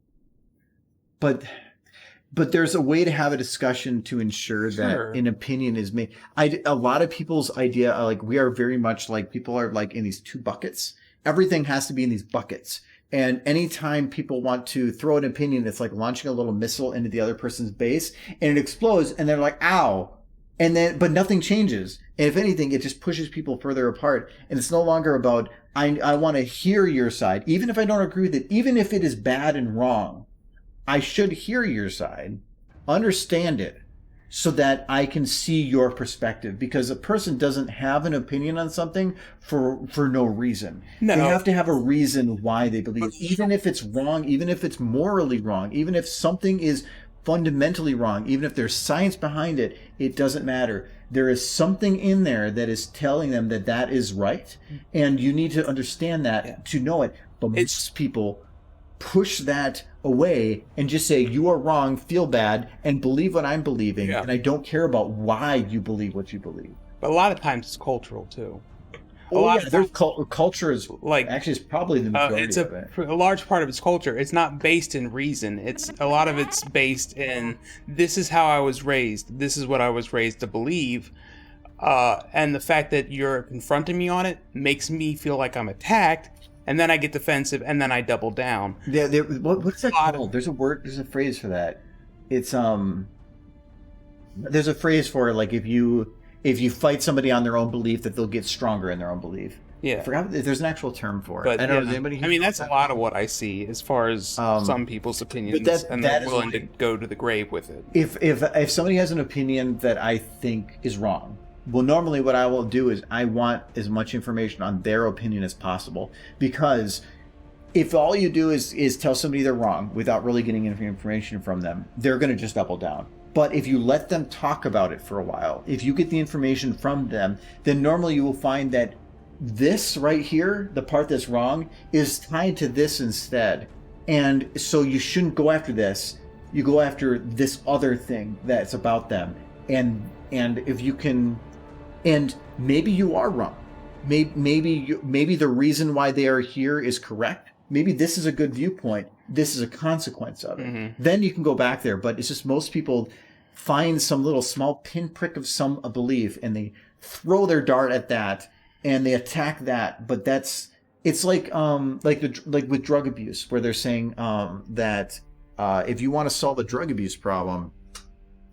In a lot of countries, it's not about like getting rid of the drugs. It's about finding what is the original cause for something.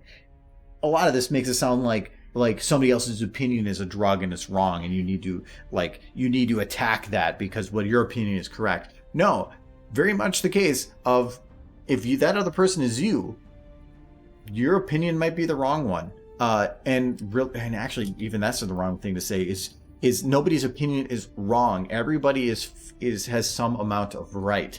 I'm just big on not hurting others. I think one of the big issues here in America, at least I can't really speak for other countries, but my perspective in America is that people's opinions become a major part of their identity.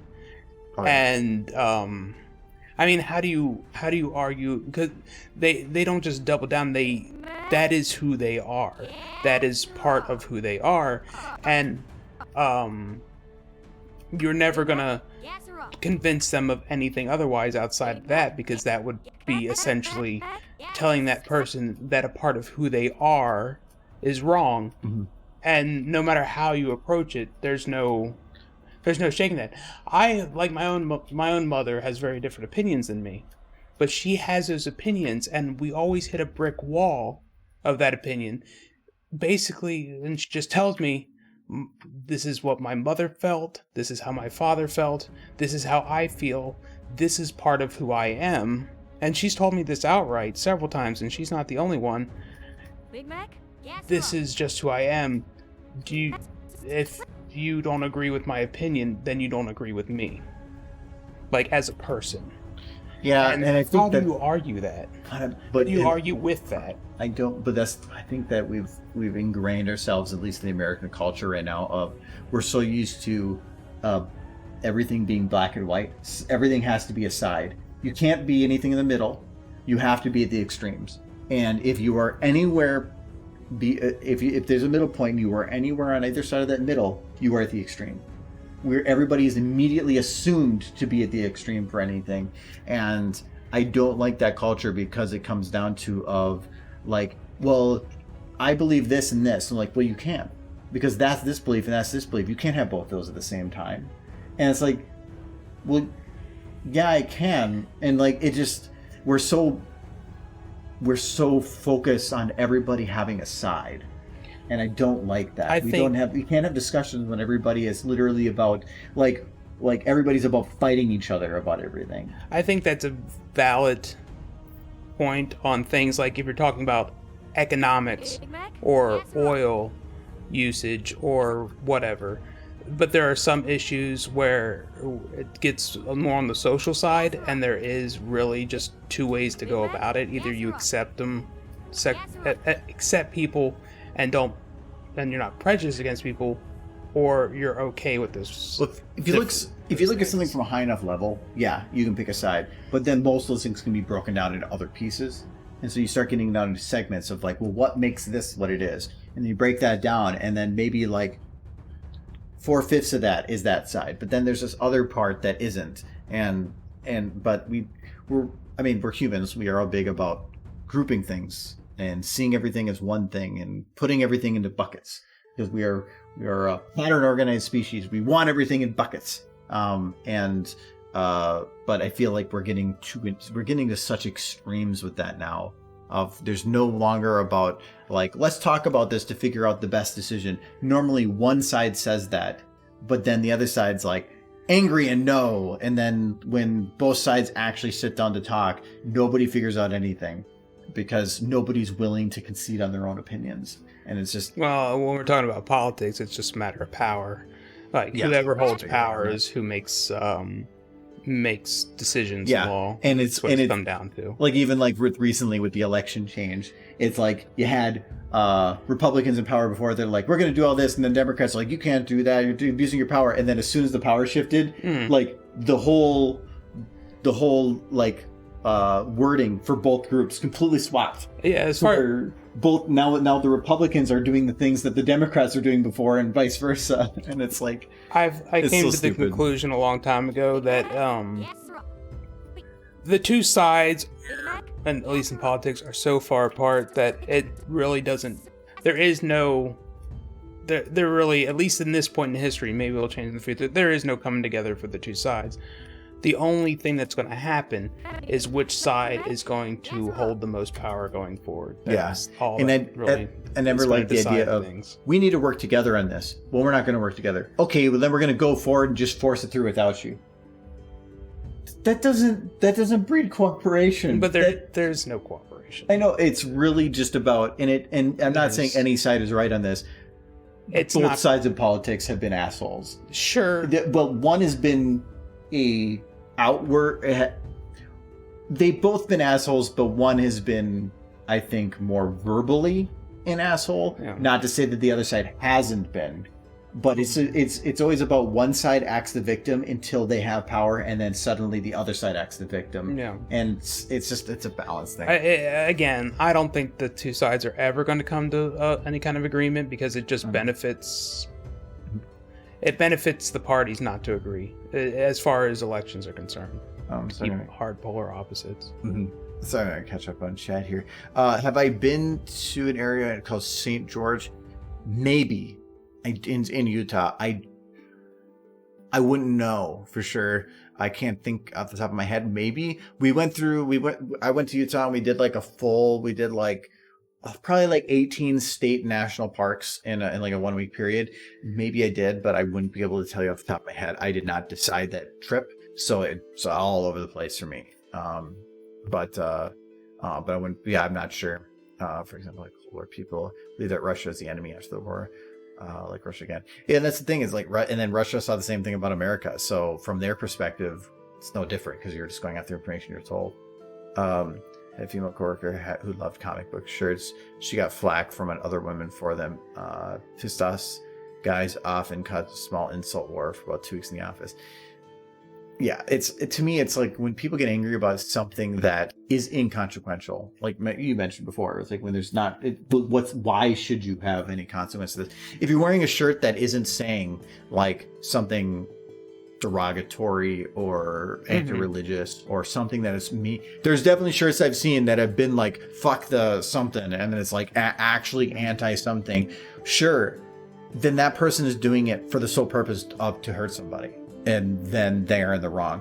But if somebody is wearing a shirt that states something that isn't meant to hurt somebody, that saying like I love My Little Pony, like that, I think Pony is a great idea for it, because there's a lot of people that think that the idea, or if they're wearing such, that they have some like they're a faggot, or they have some like super extreme, they're like, why would you wear this? You're like, they're assuming things of them.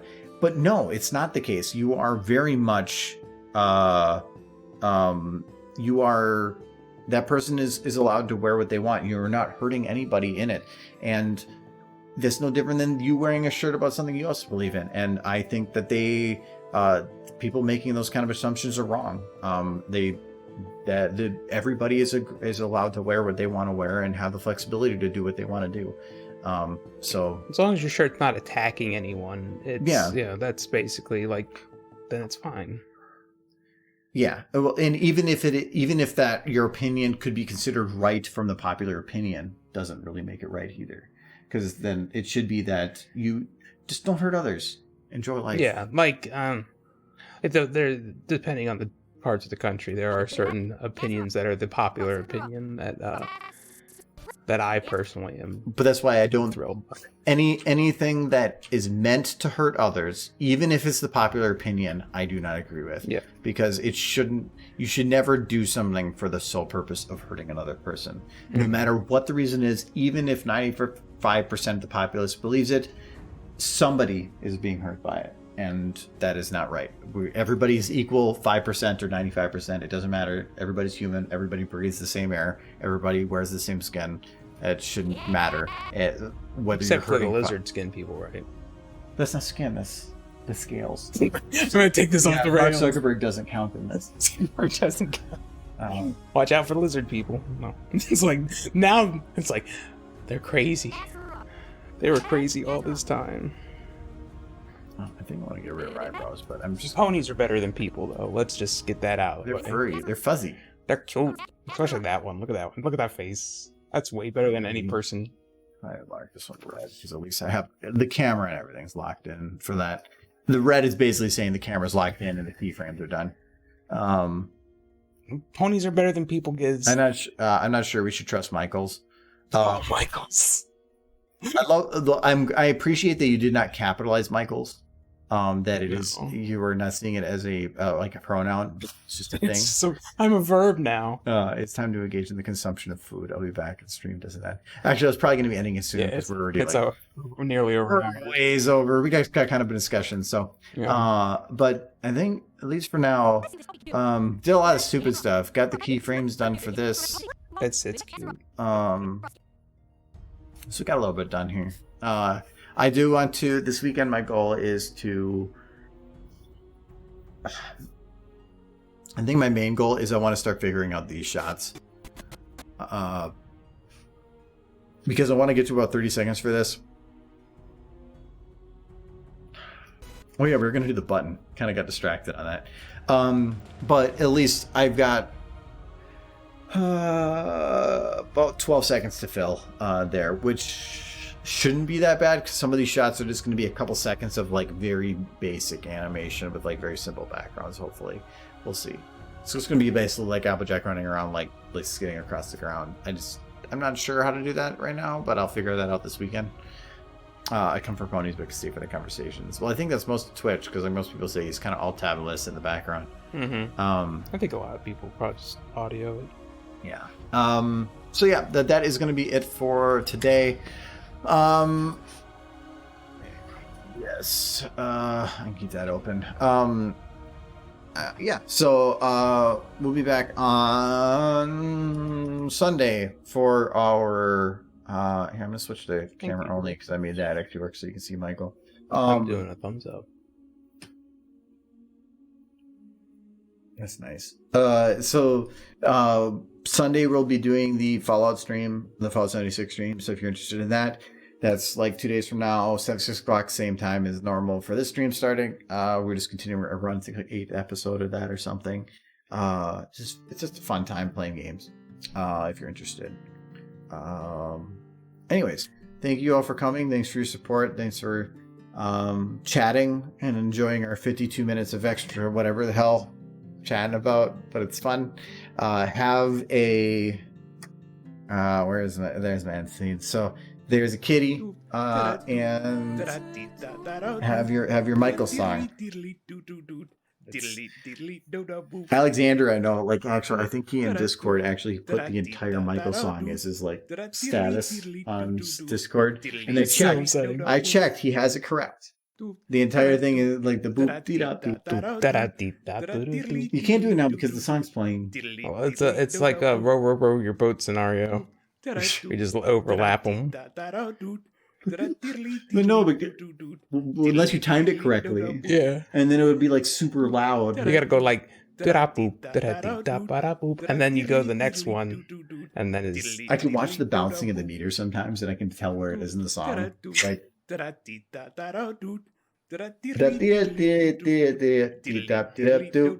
This like. This is gonna be the second round. See, I got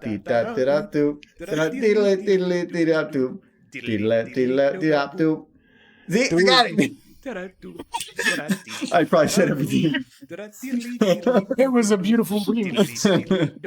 All right. It was close enough.